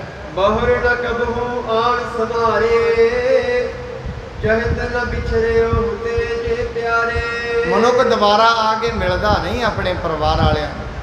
ਹਾਂ, ਮਿਲਦਾ ਤੇ ਹੈ, ਦੂਜਿਆਂ ਨੂੰ ਮਿਲਦਾ, ਦੂਜਾ ਜਨਮ ਲੈ ਕੇ। ਪਰ ਪਿਆਰ ਇੰਨਾ ਹੁੰਦਾ ਹੈ, ਛੱਡਣ ਤੋਂ ਪਹਿਲਾਂ ਬੜਾ ਦੁੱਖ ਹੁੰਦਾ ਹੈ। ਸੰਗ ਬੰਧਨ ਲੋਕਾ ਸਭ ਮੇਲਾ, ਕਰੈ ਬਹੁ ਹੋਏ ਦੁਹਿਲਾ। ਇਹ ਸੰਬੰਧੀਆਂ ਦਾ ਮੇਲਾ ਤੇ ਇਵੇਂ ਹੈ ਜਿਵੇਂ ਨਾਵਾਂ ਨਹੀਂ ਹੁੰਦੀਆਂ। ਕਿਸ਼ਤੀਆਂ ਵੇਖਿਓ, ਬੰਬੇ ਦੀਆਂ ਜਿਹੜੀਆਂ ਘਾਟ ਨੇ, ਜਿਹੜੇ ਉੱਥੇ ਤੱਟ ਨੇ, ਬੰਦਰਗਾਹਾਂ ਨੇ, ਉਹਨਾਂ ਦੇ ਜਹਾਜ਼ ਖੜੇ ਹੁੰਦੇ ਨੇ ਅੱਡ ਅੱਡ ਦੇਸ਼ਾਂ ਦੇ। ਉਹ ਜਹਾਜ਼ ਕਦੀ ਕਦੀ ਮਿਲਦੇ ਨੇ, ਇੱਕ ਵਾਰੀ ਇਕੱਠੇ ਹੁੰਦੇ ਨੇ, ਫਿਰ ਆਪਣੇ ਆਪਣੇ ਦੇਸ਼ਾਂ ਨੂੰ ਜਾ ਤੁਰਦੇ। ਐਵੇਂ ਜਿਵੇਂ ਪੰਛੀ ਹੁੰਦੇ ਨੇ, ਰਾਤ ਨੂੰ ਆ ਕੇ ਕਿੱਕਰ ਦੇ ਦਰਖਤ ਤੇ ਬਗਲੇ ਬਹਿ ਜਾਂਦੇ ਨੇ, ਸਵੇਰ ਹੁੰਦੀ ਆਪੋ ਆਪਣੇ ਥਾਵਾਂ 'ਤੇ ਚੱਲ ਪੈਂਦੇ। ਐਸਾ ਹੀ ਮਨੁੱਖ ਦੇ ਨਾਲ ਵੀ ਹੈ। ਇਹ 4 ਦਿਨਾਂ ਦਾ ਮੇਲਾ ਹੈ ਦੁਨੀਆ ਦਾ। ਫਿਰ ਜਿਵੇਂ ਨਾਵਾਂ ਵਿਛੜ ਜਾਂਦੀਆਂ ਨੇ, ਜਿਵੇਂ ਜਹਾਜ਼ ਆਪਣੇ ਆਪਣੇ ਦੇਸ਼ਾਂ ਨੂੰ ਚਲੇ ਜਾਂਦੇ ਨੇ, ਮਨੁੱਖ ਇੱਥੋਂ ਆਪਣੇ ਆਪਣੇ ਜਿਹੋ ਜਿਹੇ ਉਹਦੇ ਕਰਮ ਨੇ, ਵੈਸਾ ਵੈਸਾ ਸਰੀਰ ਇਹ ਪ੍ਰਾਪਤ ਕਰ ਲੈਂਦਾ ਹੈ। ਵੈ ਨਿਰਭਉ ਰਹੋ ਸਭ ਮਾਹੀ, ਅੰਤ ਨ ਕੋਏ ਸੰਗ ਨਿਰਵਾਹੀ। ਇਸ ਕਰਕੇ ਮਹਾਰਾਜ ਕਹਿੰਦੇ ਭਾਈ ਸਾਰਿਆਂ ਦੇ ਵਿੱਚ ਐਵੇਂ ਰਹਿ ਜਿਵੇਂ ਬਸ ਪਤਾ ਨਹੀਂ ਕਦੋਂ ਚੱਲ, ਨਿਰਮੋਹ ਹੋ ਕੇ ਰਹਿ। ਪਰ ਇਹ ਔਖਾ ਹੈ ਕੰਮ। ਇਹ ਐਵੇਂ ਸਮਝ ਲਓ ਵੀ ਠੰਡ ਦੇ ਵਿੱਚ ਵੀ ਰਹਿਣਾ ਹੈ। ਐਵੇਂ ਸਮਝ ਲਓ ਕੋਈ ਹਿਮਾਲਿਆ ਪਰਬਤ 'ਤੇ ਰਹੇ ਤੇ ਠੰਡ ਵਿੱਚ ਵੀ ਰਹੇ, ਠੰਡ ਲੱਗਣ ਵੀ ਨਹੀਂ ਦੇਣੀ। ਪਾਣੀ ਵਿੱਚ ਵੀ ਰਹੇ ਤੇ ਗਿੱਲਾ ਵੀ ਨਹੀਂ ਹੋਣ ਦੇਣਾ। ਇਹ ਐਵੇਂ ਹੈ, ਨਿਰਮੋਹ ਹੋ ਕੇ ਰਹਿ। ਘੱਟ ਹੀ ਔਖੀ ਹੈ ਨਿਰਮੋਹ ਹੋਣ। ਇਹ ਤਾਂ ਸਿਰਫ ਰੱਬ ਦੀ ਬੰਦਗੀ ਹੈ ਜਿਹੜੀ ਇਹਨੂੰ ਨਿਰਮੋਹ ਕਰ ਸਕਦੀ, ਉਵੇਂ ਨਹੀਂ ਹੁੰਦਾ। ਇਹ ਐਵੇਂ ਹੈ। ਇਹ ਤੇ ਮਹਾਰਾਜ ਕਹਿੰਦੇ ਵੱਡੇ ਵੱਡੇ ਮਾਨ ਮੁਨੀ ਮੁਨੀਵਰ ਗਲੇ, ਮਾਨ ਸਭੀ ਕੋ ਖਾਏ। ਕਈ ਵਾਰੀ ਮਨੁੱਖ ਐਸਾ ਵੀ ਕਰਦਾ ਹੈ, ਬਾਹਰੀ ਮਾਇਆ ਦਾ ਹੀ ਤਿਆਗ ਕਰ ਦਿੰਦਾ, ਮੈਂ ਲੋਹਾ ਛੱਡਿਆ ਸਾਰਾ ਕੁਝ। ਮਹਾਰਾਜ ਕਹਿੰਦੇ ਬਾਹਰੀ ਛੱਡ ਦਿੱਤਾ ਕੀ ਹੈ, ਜੜ ਮਾਇਆ ਛੱਡਤੀ ਕੀ ਅੰਦਰ ਚੇਤਨ ਆ ਗਿਆ। ਮਾਇਆ ਤਜੀ ਤੋਂ ਕਿਆ ਭਇਆ, ਜੋ ਮਾਨ ਤਜਿਆ ਨਾ ਜਾਏ। ਆ ਗਿਆ, ਛੱਡੀ ਕਿਤੇ ਫੜੀ ਹੈ, ਮਨ ਦੇ ਵਿੱਚ ਤੇ ਫੜੀ, ਬਾਹਰੋਂ ਛੱਡ ਦਿੰਦਾ ਹੈ। ਆਪਾਂ ਕਹਿੰਦੇ ਮੈਂ ਦਾਨ ਕੀਤਾ ਕਿੱਥੇ ਆ, ਫੜ ਲਿਆ ਅੰਦਰ। ਜੇ ਦੱਸਤਾ ਤੇ ਕੀਤਾ ਕਿੱਥੇ, ਉਹਦੇ ਦਿਮਾਗ ਵਿੱਚ ਹੀ ਪਿਆ। ਜਿਵੇਂ ਆਪਾਂ ਕਹਿੰਦੇ ਮੈਂ ਗੁਰਦੁਆਰੇ ਵਾਟਰ ਕੂਲਰ ਦਿੱਤਾ ਕਿੱਥੇ, ਉਹਦੇ ਇੱਥੇ ਹੀ ਆ ਜੇ। ਦਿੱਤਾ ਤੇ ਉਹ ਹੁੰਦਾ ਹੈ ਜਿਹੜਾ ਦੇ ਕੇ ਭੁੱਲ ਜਾਈਏ, ਉਹਨੂੰ ਕਹਿੰਦੇ ਨੇ ਦੇ ਦਿੱਤਾ। ਯਾਦ ਹੀ ਨਹੀਂ ਕੀ ਦਿੱਤਾ ਹੈ। ਉਹਨੂੰ ਕਹਿੰਦੇ ਨੇ ਦਾਨ ਹੋ ਗਿਆ। ਦਾਨ ਕਹਿੰਦੇ ਨੇ ਵੀ ਐਸਾ ਹੁੰਦਾ ਹੈ ਦਾਨ, ਆਪਣੀਆਂ ਅੱਖਾਂ ਨੂੰ ਵੀ ਪਤਾ, ਕੰਨਾਂ ਨੂੰ ਵੀ ਪਤਾ ਲੱਗ ਕੋ ਦਿੱਤਾ ਹੈ। ਕਿ ਮੈਨੂੰ ਮਨੁੱਖ ਮੈਂ ਦਿੱਤਾ ਹੈ, ਦਿੱਤਾ ਕਿੱਥੇ? ਤਾਂ ਫੜਿਆ ਇੱਥੇ ਨਾਲ ਹੀ ਤੇ ਹੈ, ਦਿੱਤਾ ਤੇ ਹੈ ਹੀ ਨਹੀਂ, ਨਾਲ ਹੀ ਤੁਰਿਆ ਫਿਰਦਾ ਨਾਲ ਹੀ, ਤੇ ਉਦੋਂ ਤੋਂ ਹੀ ਨਾਲ ਹੀ ਹੈ ਜਦੋਂ ਤੇ ਜ਼ਿੰਦਗੀ ਰਹਿਣੀ ਹੈ। ਇਸ ਕਰਕੇ ਮਹਾਰਾਜ ਜੀ ਕਹਿੰਦੇ ਨੇ ਨਿਰਮੋਹ ਹੋ ਕੇ ਰਹਿਣਾ ਚਾਹੀਦਾ। ਸਵੇਰ ਦੀ ਵੈਸੇ ਕਥਾ ਚੱਲ ਰਹੀ ਹੈ ਨਿਰਮੋਹ ਦੇ ਉੱਤੇ ਹੀ, ਉਹਦੇ ਵਿੱਚ ਮਹਾਰਾਜ ਸਿੱਧ ਗੋਸ਼ਟ ਸਿੱਧਾਂ ਨੂੰ ਇਹ ਰੀਤੀ ਦੱਸ ਰਹੇ ਹਨ। ਜੇ ਸਤ ਸੰਗਤ ਕਰੋ ਸਪ੍ਰੀਤੀ, ਇਹ ਤੀਰਥ ਸੋ ਨਿਰਭੈ ਹੈ ਨੀਤੀ। ਮਹਾਰਾਜ ਕਹਿੰਦੇ ਜੇ ਤੁਸੀਂ ਸਤ ਸੰਗਤ ਕਰੋਗੇ ਨਾ ਪ੍ਰੀਤ ਨਾਲ, ਅੰਤ ਦੇ ਵਿੱਚ ਹੁਣ ਗੁਰੂ ਜੀ ਸਾਰਾ ਸਿੱਟਾ ਕੱਢ ਰਹੇ ਨੇ ਕਿ ਇੱਕ ਕੰਮ ਕਰੋ, ਪ੍ਰੀਤ ਲਾ ਕੇ ਸਤ ਸੰਗਤ ਕਰੋ। ਬਸ ਵਿੱਚ ਬੈਠ ਕੇ ਵਾਹਿਗੁਰੂ ਵਾਹਿਗੁਰੂ ਕਰੋ, ਆਉਂਦਿਆਂ ਵਾਹਿਗੁਰੂ ਕਰੋ, ਜਾਂਦਿਆਂ ਕਰੋ, ਘਰਾਂ ਵਿੱਚ ਬੈਠ ਕੇ ਕਰੋ। ਇਹ ਦੋ ਕੰਮ ਦੇਗੀ ਕਿ ਇਹ ਲੋਕ ਸੁਖੀਏ ਪਰਲੋਕ ਸੁਖ। ਇੱਥੇ ਵੀ ਇਹ ਸੁੱਖ ਦਿੰਦੀ ਹੈ, ਘਰ ਦੇ ਵਿੱਚ ਜਿੰਨੇ ਪਦਾਰਥ ਨੇ ਸਾਰਾ ਕੁਝ ਹੀ ਦੇ ਦਿੰਦੀ ਹੈ ਸਤ ਸੰਗਤ। ਤਾਂ ਹੀ ਤੇ ਸਤ ਸੰਗਤ ਪਾਉਣ ਵਾਲੇ ਨੂੰ ਵਡਭਾਗੀ ਗਿਆ ਹੈ। ਜਿਹਦੇ ਵੱਡੇ ਸਤ ਸੰਗਤ 'ਚ ਜਿਹੜਾ ਆਉਂਦਾ ਹੈ ਭਾਵ ਇਹਦੇ ਚੰਗੇ ਦਿਨ ਨੇ। ਵਡਭਾਗੀ ਦਾ ਮਤਲਬ ਕੀ ਆ? ਬੜੇ ਚੰਗੇ ਭਾਗ ਨੇ, ਇਹ ਮਤਲਬ ਚੰਗੇ ਦਿਨ ਚੱਲ ਰਹੇ ਨੇ। ਜਿਹੜਾ ਵਡਭਾਗੀ ਹੈ ਉਹ ਸਤ ਸੰਗਤ ਜੇ ਕੋਈ ਗੁਰਦੁਆਰੇ ਆ ਕੇ ਕੋਈ ਘੜੀ ਲਾਉਂਦਾ ਹੈ, ਕੋਈ ਨਾਮ ਸਿਮਰਨ ਕਰਦਾ ਹੈ, ਕਥਾ ਕੀਰਤਨ ਸੁਣਦਾ ਹੈ, ਇਹਦਾ ਮਤਲਬ ਦਿਨ ਚੰਗੇ ਸ਼ੁਰੂ ਹੋ ਗਏ ਨੇ। ਇਹ ਚੰਗਿਆਂ ਦਿਨਾਂ ਦੀ ਨਿਸ਼ਾਨੀ ਹੈ। ਜਦੋਂ ਮਨੁੱਖ ਗੁਰਦੁਆਰੇ ਨੂੰ ਛੱਡ ਕੇ ਕਹਿੰਦੇ ਆਉਂਦਾ ਨਹੀਂ ਗੁਰਦੁਆਰੇ, ਟਾਈਮ ਨਹੀਂ ਲੱਗਦਾ, ਬਸ ਇਹਦਾ ਮਤਲਬ ਹੈ ਹੁਣ ਇਹ ਆਪਣੇ ਮੂਲ ਤੋਂ ਪਰਾਂ ਚਲਾ ਗਿਆ। ਹੁਣ ਦਿਨ ਚੰਗੇ ਨੇ, ਹੁਣ ਜੋ ਕੁਝ ਨੂੰ ਪਿਛਲਾ ਮਿਲਿਆ ਉਹ ਮਿਲ ਹੀ ਜਾਏਗਾ, ਹੁਣ ਸਮਾਂ ਠੀਕ ਨਹੀਂ। ਸੋ ਇਹ ਵੱਡੇ ਭਾਗ ਮਹਾਰਾਜ ਨੇ ਤਾਂ ਹੀ ਕਿਹਾ ਵੱਡ ਭਾਗੀ ਹਰ ਸੰਗਤ ਪਾਵੈ। ਇਹ ਵੱਡੇ ਭਾਗਾਂ ਦੀ ਨਿਸ਼ਾਨੀ ਹੈ। ਇਸ ਸਮੇਂ ਵਿੱਚ ਗੁਰੂ ਸਤ ਸੰਗਤ ਬਖਸ਼ ਦੇਵੇ। ਤਨ ਹੰਤਾ ਕੋ ਸਰਬ ਮਿਟਾਏ, ਨਿਜ ਸਰੂਪ ਲੱਖ ਸ਼ੁਭ ਗਤ ਪਾਏ। ਦੋ ਕੰਮ ਹੋ ਜਾਂਦੇ ਨੇ ਸਤ ਸੰਗਤ ਚ ਆ ਕੇ। ਇੱਕ ਤੇ ਸਰੀਰ ਦੇ ਦੁੱਖ ਵੀ ਦੂਰ ਹੁੰਦੇ ਨੇ, ਤੇ ਮਹਾਰਾਜ ਨਾਲ ਦੀ ਨਾਲ ਕਹਿੰਦੇ ਨੇ ਜਿਹੜਾ ਆਪਣਾ ਨਿੱਜੀ ਸਰੂਪ ਹੈ ਭਾਵ ਆਤਮਿਕ ਗਿਆਨ, ਇਹ ਵੀ ਮਨੁੱਖ ਨੂੰ ਹੋ ਜਾਂਦਾ ਹੈ। ਨਿਤ ਪ੍ਰਤ ਇਸ ਪ੍ਰਕਾਰ ਗੁਣ ਖਾਨੀ, ਉਪਦੇਸ਼ ਹੈ ਸਿੱਖਣ ਸੁਖ ਸਾਨੀ। ਐਵੇਂ ਮਹਾਰਾਜ ਰੋਜ਼ ਦਿਨ ਪ੍ਰਤੀ ਦਿਨ ਗੁਰੂ ਸਾਹਿਬ ਕਰਤਾਰਪੁਰ ਬੈਠੇ ਰਹਿੰਦੇ ਨੇ। ਕਿਉਂ? ਹੁਣ ਅੰਤਮ ਸਮਾਂ ਮਹਾਰਾਜ ਦਾ, ਸਿੱਖਾਂ ਨੂੰ ਜਾਂਦੇ ਵਾਰੀ ਉਪਦੇਸ਼ ਦੇ ਰਹੇ ਨੇ। ਭਾਈ ਜਿਵੇਂ ਕਹਿੰਦੇ ਨੇ ਨਾ, ਕੋਈ ਪਿਤਾ ਚੱਲਣ ਲੱਗੇ ਆਪਣੇ ਘਰੋਂ, ਜਾਂਦਿਆਂ ਆਪਣੇ ਪੁੱਤਰਾਂ ਨੂੰ ਕਹਿੰਦਾ ਬੇਟਾ ਆਹ ਨਾ ਕਰਿਓ ਬਈ, ਆਹ ਨਾ ਕਰਿਓ, ਫਲਾਣੀ ਚੀਜ਼ ਐਵੇਂ ਹੈ, ਇਹ ਬਚੇ ਹੋਏ ਨਾ ਕਮਾਲ। ਕਿਉਂ? ਉਹਦਾ ਪ੍ਰੇਮ ਹੁੰਦਾ ਹੈ। ਵੈਸੇ ਤੇ ਗੁਰੂ ਨਾਨਕ ਸਾਹਿਬ ਜਾਣਾ ਕਿਤੇ ਨਹੀਂ, ਗੁਰੂ ਅੰਗਦ ਸਾਹਿਬ ਦੇ ਰੂਪ ਵਿੱਚ ਇੱਥੇ ਹੀ ਰਹਿਣਗੇ, ਪਰ ਫਿਰ ਵੀ ਮਹਾਰਾਜ ਸਿੱਖਾਂ ਨੂੰ ਉਪਦੇਸ਼ ਦੇ ਰਹੇ ਹਨ। ਆਤਮ ਮਿਲਿਓ ਅਨਾਤਮ ਮਾਹੀ, ਤਿਨ ਕੋ ਭਿੰਨ ਭਿੰਨ ਦਿਖਲਾਹੀ। ਮਹਾਰਾਜ ਸਾਰਿਆਂ ਨੂੰ ਵਿਖਾਰੇ ਨੇ ਕਿਵੇਂ ਰੱਬ ਘਟ ਘਟ ਦੇ ਵਿੱਚ ਵਸਿਆ ਹੋਇਆ। ਕਈ ਵਾਰੀ ਸੋਚਦਾ ਹੈ ਰੱਬ ਕਿੱਡਾ ਵੱਡਾ ਕਲਾਕਾਰ ਹੈ। ਜਿਵੇਂ ਜਿੰਨੇ ਜਿੰਨੇ ਦਾਣੇ ਨੇ ਨਾ, ਜਿਹਦੇ ਜਿਹਦੇ ਉਹਨੇ ਦਾਣਿਆਂ ਨੂੰ ਵੀ ਛੱਡ ਕੇ ਰੱਖਿਆ ਮਨੁੱਖਾਂ ਦੇ ਨਾਂ ਦਾ। ਪਰ ਹਜੇ ਜਿਹੜੇ ਮਨੁੱਖ ਆਉਣੇ ਨੇ ਨਾ ਧਰਤੀ ਤੇ, ਹਜੇ ਆਉਣੇ ਨੇ। ਕਿ ਆਪਾਂ ਆਏ ਹੋਏ ਆ, ਆਪਾਂ ਇੱਕ ਦਿਨ ਚਲੇ ਜਾਣਾ ਇੱਥੋਂ, ਥੋੜ੍ਹੇ 10 ਸਾਲਾਂ ਬਾਅਦ 20 ਸਾਲ ਬਾਅਦ 30 ਜਾਣਾ ਹੀ ਹੈ ਇੱਥੋਂ। ਹੁਣ ਜਿਹੜੇ ਆਉਣੇ ਨੇ ਨਾ ਹਜੇ, ਉਹਨਾਂ ਦੇ ਦਾਣੇ ਵੀ ਰੱਬ ਨੇ ਉਹਨਾਂ ਦੀ ਮੋਹਰ ਪਹਿਲਾਂ ਹੀ ਲਾਈ ਹੋਈ ਹੈ। ਜੋ ਕੁਛ ਪਾਇਆ ਸੋ ਇੱਕ ਵਾਰ। ਕਿੱਡਾ ਤਕੜਾ ਕਲਾਕਾਰ ਹੈ ਪਰਮਾਤਮਾ। ਬੜੇ ਵਡਭਾਗੀ ਹੁੰਦੇ ਨੇ ਉਹ ਮਨੁੱਖ ਜਿਨ੍ਹਾਂ ਨੂੰ ਪਰਮਾਤਮਾ ਦੇ ਦਰਸ਼ਨ ਹੁੰਦੇ ਨੇ, ਪਰਮਾਤਮਾ ਦਾ ਅਨੁਭਵ ਹੋ ਜਾਂਦਾ। ਬੜੇ ਵਡਭਾਗੀ ਨੇ, ਕੋਈ ਸੌਖੀ ਗੱਲ ਨਹੀਂ ਹੈ। ਪਰਮਾਤਮਾ ਆਪਣੇ ਅਸਲੇ ਨੂੰ ਜਾਣ ਲੈਣਾ ਕੋਈ ਛੋਟੀ ਗੱਲ ਹੈ ਕਿਤੇ? ਬਹੁਤ ਵੱਡੀ। ਕਿੱਡਾ ਵੱਡਾ ਹੈ ਪਰਮਾਤਮਾ। ਸਾਡੇ ਦਾਣਿਆਂ ਦੀ ਉਹਨੇ ਇੱਕ ਇੱਕ ਦਾਣੇ ਦੀ ਮੋਹਰ ਲਾਈ ਹੋਈ ਹੈ। ਕਈ ਵਾਰੀ ਸਾਹਮਣੇ ਰੋਟੀ ਪਈ ਹੁੰਦੀ ਹੈ, ਫੋਨ ਆ ਜਾਂਦਾ ਹੈ, ਨਹੀਂ ਖਾਧੀ ਜਾਂਦੀ, ਬਾਹਰ ਜਾਂਦੇ, ਤੇ ਕੋਈ ਦੂਜਾ ਆ ਕੇ ਉਹਨੂੰ ਖਾ ਲੈਂਦਾ। ਭਾਵ ਜਿਹੜੀ ਕੋਲੀ ਦੇ ਵਿੱਚ ਦਾਣੇ ਪਏ ਨੇ, ਉਹ ਦਾਣਿਆਂ ਤੇ ਉਹਦੀ ਮੋਹਰ ਹੀ ਨਹੀਂ ਰੱਬ ਨੇ ਲਾਈ। ਕਿੱਡਾ ਵੱਡਾ ਪਰਮਾਤਮਾ ਹੈ। ਉਹ ਕੋਈ ਹੋਰ ਖਾਂਦਾ ਹੈ ਉਹਨੂੰ। ਕਈ ਵਾਰੀ ਖਾਂਦਿਆਂ ਅੱਧੀ ਰੋਟੀ ਵਿੱਚ ਹੀ ਛੱਡ ਦਿੰਦੇ ਆ ਵੀ ਨਹੀਂ ਆਹ ਨਹੀਂ ਖਾਣੀ, ਉਹਨੂੰ ਚੱਕ ਕੇ ਜਿਹੜੀਆਂ ਦੂਜੀਆਂ ਵੇਸਟ ਰੋਟੀਆਂ ਉਹਨਾਂ ਸੁੱਟਦੇ ਆ, ਉਹ ਜਾ ਕੇ ਕਿਸੇ ਜਾਨਵਰ ਦੇ ਮੂੰਹ 'ਚ ਪੈਂਦੀ ਹੈ। ਭਾਵ ਸਾਡੇ ਤੋਂ ਛਡਾਈ ਕਿਸੇ ਜਾਨਵਰ ਨੂੰ ਦਿੱਤੀ, ਉਹਨੇ ਜਾਨਵਰ ਦੀ ਮੋਹਰ ਪਹਿਲਾਂ ਲਾਈ ਹੈ।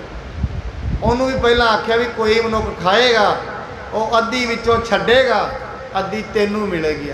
ਕਈ ਵਾਰੀ ਅਸੀਂ ਵੇਖਦੇ ਹਾਂ ਕਿ ਮਾੜਾ ਮੋਟਾ ਭੋਰਾ ਰਹਿ ਜਾਂਦਾ, ਥੱਲੇ ਡਿੱਗਦੇ ਕੀੜੀਆਂ ਆ ਜਾਂਦੀਆਂ ਨੇ, ਉਹਨੂੰ ਕੀੜੀਆਂ ਦਾ ਵੀ ਸਾਡੇ ਤੋਂ ਛਡਾਉਂਦਾ, ਕੀੜੀਆਂ ਨੂੰ ਫੜਾਉਂਦਾ। ਕਿੱਡਾ ਵੱਡਾ ਕਲਾਕਾਰ ਹੈ ਉਹ। ਏਡੇ ਵੱਡੇ ਅਨੰਤ ਪਰਮਾਤਮਾ ਦੇ ਇਸ ਸ੍ਰਿਸ਼ਟੀ 'ਚ ਅਸੀਂ ਦਰਸ਼ਨ ਕਰ ਰਹੇ ਹਾਂ। ਏਡੇ ਵੱਡੇ ਪਰਮਾਤਮਾ ਦੇ ਘਰ ਵਿੱਚ ਬੈਠੇ ਹਾਂ ਅਸੀਂ। ਆ ਸਾਰੀ ਦੁਨੀਆ ਉਹਦਾ ਹੀ ਤੇ ਘਰ ਹੈ, ਉਹਦੇ ਘਰ ਵਿੱਚ ਅਸੀਂ ਆਨੰਦ ਮਾਣ ਰਹੇ ਹਾਂ। ਬਸ ਇੱਕ ਕੰਮ ਗਲਤ ਕਰਦੇ ਹਾਂ, ਜਿਹੜਾ ਉਹਦਾ ਨਾਂ ਨਹੀਂ ਲੈਂਦੇ। ਬਸ ਆ ਉਹਨੇ ਹੱਥ ਦਿੱਤੇ ਨੇ, ਕਮਾਈ ਉਹੀ ਤੇ ਕਰਾਉਂਦਾ ਹੈ। ਵਿਦਿਆ ਕੌਣ ਦਿੰਦਾ? ਉਹੀ ਦਿੰਦਾ ਹੈ। ਜੇ ਦਿਮਾਗ ਹੀ ਨਾ ਦਿੰਦਾ ਤੇ ਵਿਦਿਆ, ਬੜੀ ਦੁਨੀਆ ਜਿਨ੍ਹਾਂ ਕੋਲ ਨਹੀਂ ਦਿਮਾਗ, ਉਹਨਾਂ ਰੱਬ ਦਾ ਕੀ ਵਿਗਾੜ ਲਿਆ। ਬਸ ਇਹ ਮਨੁੱਖ ਦੀ ਗਲਤੀ ਹੈ। ਇਹਨੂੰ ਫਿਰ ਇਹ ਜੋ ਕੁਝ ਕਮਾਉਂਦਾ ਹੈ ਨਾ, ਉਹ ਤੇ ਨਾਮ ਆਪਣਾ ਲਾ ਲੈਂਦਾ, ਮੈਂ ਕੀਤਾ। ਇਹ ਗਲਤੀ ਹੈ ਜੀ। ਇੱਥੋਂ ਫਿਰ ਰੱਬ ਜੀ, ਪਰਮਾਤਮਾ ਵਾਹਿਗੁਰੂ ਜੀ ਮਨੁੱਖ ਤੋਂ ਨਾਰਾਜ਼ ਹੋ ਜਾਂਦੇ ਹਨ। ਨਿਰਣੈ ਸਤ ਅਸਤ ਕੋ ਕਰਹੀ, ਹੰਤਾ ਮੁਗਤਾ ਸਭ ਪਰ ਹਰਿ। ਮਹਾਰਾਜ ਸਿੱਖਾਂ ਨੂੰ ਸੱਚ ਤੇ ਝੂਠ ਦਾ ਨਿਰਣਾ ਕਰ ਕਰਕੇ ਦੱਸਦੇ ਨੇ ਕਰਤਾਰਪੁਰ ਸਾਹਿਬ। ਸੱਚ ਕੀ ਹੈ, ਝੂਠ ਕੀ ਹੈ, ਦੁਨੀਆ ਵਿੱਚ ਚੰਗਾ ਕੀ ਹੈ, ਮਾੜਾ ਕੀ ਹੈ। ਜਿਵੇਂ ਇੱਕ ਪਿਤਾ ਆਪਣੇ ਬੱਚਿਆਂ ਨੂੰ ਦੱਸਦਾ ਹੈ, ਗੁਰੂ ਗ੍ਰੰਥ ਸਾਹਿਬ ਮਹਾਰਾਜ ਜੀ ਬਾਣੀ ਦੇ ਵਿੱਚ ਨਾ ਐਵੇਂ ਹੀ ਦੱਸਦੇ ਨੇ, ਮੇਰੇ ਬੱਚਿਓ ਆਹ ਕਰਿਓ, ਆਹ ਨਾ ਕਰਿਓ। ਬਾਣੀ ਵਿੱਚ ਤੇ ਮਹਾਰਾਜ ਕਈ ਵਾਰੀ ਭਾਈ ਸ਼ਬਦ ਵੀ ਕਹਿੰਦੇ ਨੇ। ਬੜੀ ਵਾਰੀ ਮਹਾਰਾਜ ਇਹ ਕਹਿੰਦੇ ਨੇ ਭਾਈ, ਕਈ ਕਰਨਗੇ ਸੁਣ ਮਨ ਮਿੱਤਰ ਪਿਆਰਿਆ, ਕਈ ਵਾਰੀ ਮਿੱਤਰ, ਕਈ ਵਾਰੀ ਸੰਤੋ, ਕਿਹੋ ਜਿਹੇ ਸ਼ਬਦ ਕਰਕੇ ਸਾਨੂੰ ਸਮਝਾਉਂਦੇ ਨੇ ਵੀ ਕਿਤੇ ਸੁਧਰ ਜਾਣ, ਸਮਝ ਜਾਣ, ਇਹਨਾਂ ਦਾ ਸਮਾਂ ਨਾ ਖਰਾਬ ਹੋ ਜਾਏ। ਕਿਤੇ ਦੁਨੀਆ ਤਾਂ ਆਏ ਆ, ਕਦੀ ਕੱਲ੍ਹ ਨੂੰ ਗੁਰੂ ਨੂੰ ਨਾ ਲਾਮਾ ਮਿਲੇ। ਪਰ ਇਹ ਬੜੇ ਵੱਡੇ ਅਭਾਗ ਹੋਣਗੇ। ਏਡਾ ਵੱਡਾ ਗੁਰੂ ਸਾਹਿਬ ਹੁੰਦਿਆਂ ਵੀ ਸਾਨੂੰ ਮੁਕਤੀ ਦਾ ਦੁਆਰਾ ਜੇ ਨਾ ਮਿਲ ਸਕਿਆ, ਬੜੇ ਵੱਡੇ ਭਾਗ ਦੀ ਗੱਲ ਹੈ। ਏਡੇ ਵੱਡੇ ਪੂਰਨ ਗੁਰੂ ਦੇ ਚੇਲੇ ਬਣ ਕੇ ਆ ਜਨਮ ਮਿਲਿਆ, ਪਹਿਲੇ ਭਾਗ ਇਹ। ਦੂਜਾ ਵੱਡਾ ਏਡਾ ਤਕੜਾ ਗੁਰੂ ਸਾਹਿਬ ਮਿਲ ਗਏ। ਇਹਨਾਂ ਦੇ ਹੁੰਦਿਆਂ ਵੀ ਜੇ ਕਿਤੇ ਕੁਝ ਨਾ ਲੱਭਿਆ ਦੁਨੀਆ ਤੋਂ, ਫਿਰ ਭਾਗ ਚੰਗੇ ਨਹੀਂ। ਐਵੇਂ ਸਮਝ ਲਓ, ਚੰਦਨ ਦੇ ਨਿਕਟ ਰਹਿ ਕੇ ਵੀ ਮਹਾਰਾਜ ਜੀ ਕਹਿੰਦੇ ਨੇ ਬਾਂਸ ਦੇ ਵਿੱਚ ਸੁਗੰਧੀ ਨਹੀਂ ਹੁੰਦੀ। ਕਿਉਂ? ਬਾਂਸ ਵਡਾਈ ਬੁੱਢਿਆ ਐਉਂ ਮਤ ਬੁੱਢੇ ਕੋਈ, ਚੰਦਨ ਕੇ ਨਿਕਟ ਬਸੈ ਬਾਂਸ ਸੁਗੰਧ ਨਾ ਹੋਏ। ਸੋ ਇਸ ਕਰਕੇ ਕਿਰਪਾ ਮਹਾਰਾਜ ਜੀ ਕਰਨ, ਆਪਾਂ ਨਾਲ ਨਾਲ ਗੁਰੂ ਦੀ ਸੰਥਿਆ ਵੀ ਲਈਏ, ਪੰਜਾਬੀ ਵੀ ਸਿੱਖੀਏ, ਬਾਣੀ ਪੜ੍ਹੀਏ ਤੇ ਸਹੀ ਆਪ, ਇੱਕ ਇੱਕ ਸਹਿਜ ਪਾਠ ਵੀ ਕਰੀਏ। ਇਹ ਤੇ ਵੇਖੀਏ ਗੁਰੂ ਕਹਿੰਦਾ ਕੀ ਹੈ। ਜਿਹਨੂੰ ਗੁਰੂ ਸਾਹਿਬ ਨੂੰ ਰੋਜ਼ ਮੱਥਾ ਟੇਕ ਰਹੇ ਹਾਂ, ਜਾਂ ਤੇ ਬਾਣੀ ਪੜ੍ਹੀਏ ਜਾਂ ਫਿਰ ਸੁਣੀਏ। ਅਤੇ ਯੁੱਗ ਬੜਾ ਸੋਹਣਾ ਆ ਗਿਆ। ਮੈਂ ਕਹਿੰਦਾ ਜਿਹੜੇ ਹੁਣ ਇਸ ਸਦੀ 'ਚ ਆਏ ਨੇ ਮਨੁੱਖ, ਉਹਨਾਂ ਦਾ ਕਿੱਡਾ ਵਧੀਆ ਟਾਈਮ ਆ ਗਿਆ। ਹੁਣ ਫੋਨਾਂ 'ਤੇ ਹੀ ਉਹਨਾਂ ਨੂੰ ਨਾਲ ਦੀ ਨਾਲ ਗੁਰਬਾਣੀ ਸੁਣ ਜਾਂਦੀ। ਕਿੱਡਾ ਸੋਹਣਾ ਟਾਈਮ ਹੈ। ਸਾਡੇ ਦੇ ਸਮੇਂ 'ਚ ਸੌਖਾ ਹੀ ਬੜਾ ਹੋ ਗਿਆ ਹੈ। ਕੈਸੇ ਸੀ ਉਹ ਸਿੱਖ, ਇੱਕ ਇੱਕ ਸ਼ਬਦ ਸੁਣਨਾ, ਉਹ ਨਾਲ ਲਿਖਣਾ ਤੇ ਉਹਨੂੰ ਸਾਂਭ ਕੇ ਰੱਖਣਾ। ਇੱਕੋ ਸ਼ਬਦ ਬਸ, ਉਹਨੂੰ ਹੀ ਪੜ੍ਹੀ ਜਾਣਾ, ਉਹਨੂੰ ਹੀ ਸਮਝੀ ਜਾਣਾ। ਤਾਂ ਮਹਾਰਾਜ ਕਰਤਾਰਪੁਰ ਸਾਹਿਬ ਬੈਠ ਕੇ ਸੱਚ ਤੇ ਅਸੱਚ ਦਾ ਨਿਰਣਾ ਕਰਕੇ ਦੱਸ ਰਹੇ ਹਨ।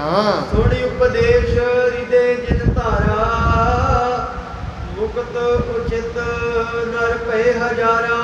ਹਜ਼ਾਰਾਂ ਹੀ ਮਨੁੱਖ ਜਿਨ੍ਹਾਂ ਨੇ ਗੁਰੂ ਦੇ ਉਪਦੇਸ਼ ਨੂੰ ਸੁਣਿਆ, ਹਜ਼ਾਰਾਂ ਹੀ ਮਨੁੱਖ ਗੁਰੂ ਦਾ ਉਪਦੇਸ਼ ਸੁਣ ਕੇ ਮੁਕਤ ਹੋ ਗਏ ਹਨ। ਕਿਰਪਾ ਦ੍ਰਿਸ਼ਟ ਦੇਖੇ ਸਭ ਸਾਈ, ਕਹੈ ਸ਼ਬਦ ਜੋ ਦ્વੈਤ ਮਿਟਾਈ। ਜਗਤ ਦੇ ਮਾਲਕ ਗੁਰੂ ਸਾਹਿਬ ਜਿਹਦੇ ਵੱਲ ਵੀ ਕਿਰਪਾ ਦ੍ਰਿਸ਼ਟੀ ਕਰਕੇ ਵੇਖ ਲੈਂਦੇ ਨੇ, ਉਹਦੇ ਅੰਦਰ ਦੀ ਸਾਰੀ ਦ્વੈਤ ਮਿਟਾ ਦਿੰਦੇ ਹਨ। ਡਿਡ ਅਭਿਆਸ ਸਿੱਖ ਮਨ ਹੋਆ, ਜਨਮ ਮਰਨ ਬੰਧਨ ਕੋ ਖੋਆ। ਇਸ ਕਰਕੇ ਜਿਹੜੇ ਸਿੱਖ ਦਾ ਦ੍ਰਿੜ ਅਭਿਆਸ ਹੋ ਜਾਂਦਾ ਹੈ, ਦ੍ਰਿੜਤਾ ਨਾਲ ਜਿਹੜਾ ਗੁਰੂ ਦੀ ਗੱਲ ਨੂੰ ਮੰਨਦਾ ਹੈ, ਉਹਦੇ ਜਨਮ ਤੇ ਮਰਨ ਦੇ ਬੰਧਨ ਸਮਾਪਤ ਹੋ ਜਾਂਦੇ ਹਨ। ਇੱਥੋਂ ਤੇ ਦੀ ਕਥਾ ਆਪਾਂ ਅੱਜ ਸ਼ਰਵਣ ਕੀਤੀ ਹੈ। ਹੁਣ ਕੱਲ੍ਹ ਨੂੰ ਜਿਹੜਾ ਪ੍ਰਸੰਗ ਗੁਰੂ ਨਾਨਕ ਸਾਹਿਬ ਜੀ ਦੇ ਜੋਤੀ ਜੋਤ ਸਮਾਉਣ ਦਾ ਚੱਲੇਗਾ, ਮਹਾਰਾਜ ਜੀ ਕਿਰਪਾ ਕਰਨ, ਸੰਗਤ ਨੂੰ ਦੇਹ ਅਰੋਗਤਾ ਬਖਸ਼ਣ, ਸਭਨਾਂ ਨੂੰ ਸੁਖ ਸ਼ਾਂਤੀ ਦੀ ਦਾਤ ਬਖਸ਼ਣ। ਅਸੀਂ ਇਸੇ ਤਰੀਕੇ ਨਾਲ ਸਤ ਸੰਗਤ ਵਿੱਚ ਬੈਠੀਏ, ਸਤ ਸੰਗਤ ਵਿੱਚ ਬੈਠ ਕੇ ਗੁਰੂ ਦੀ ਗੱਲ ਸੁਣੀਏ।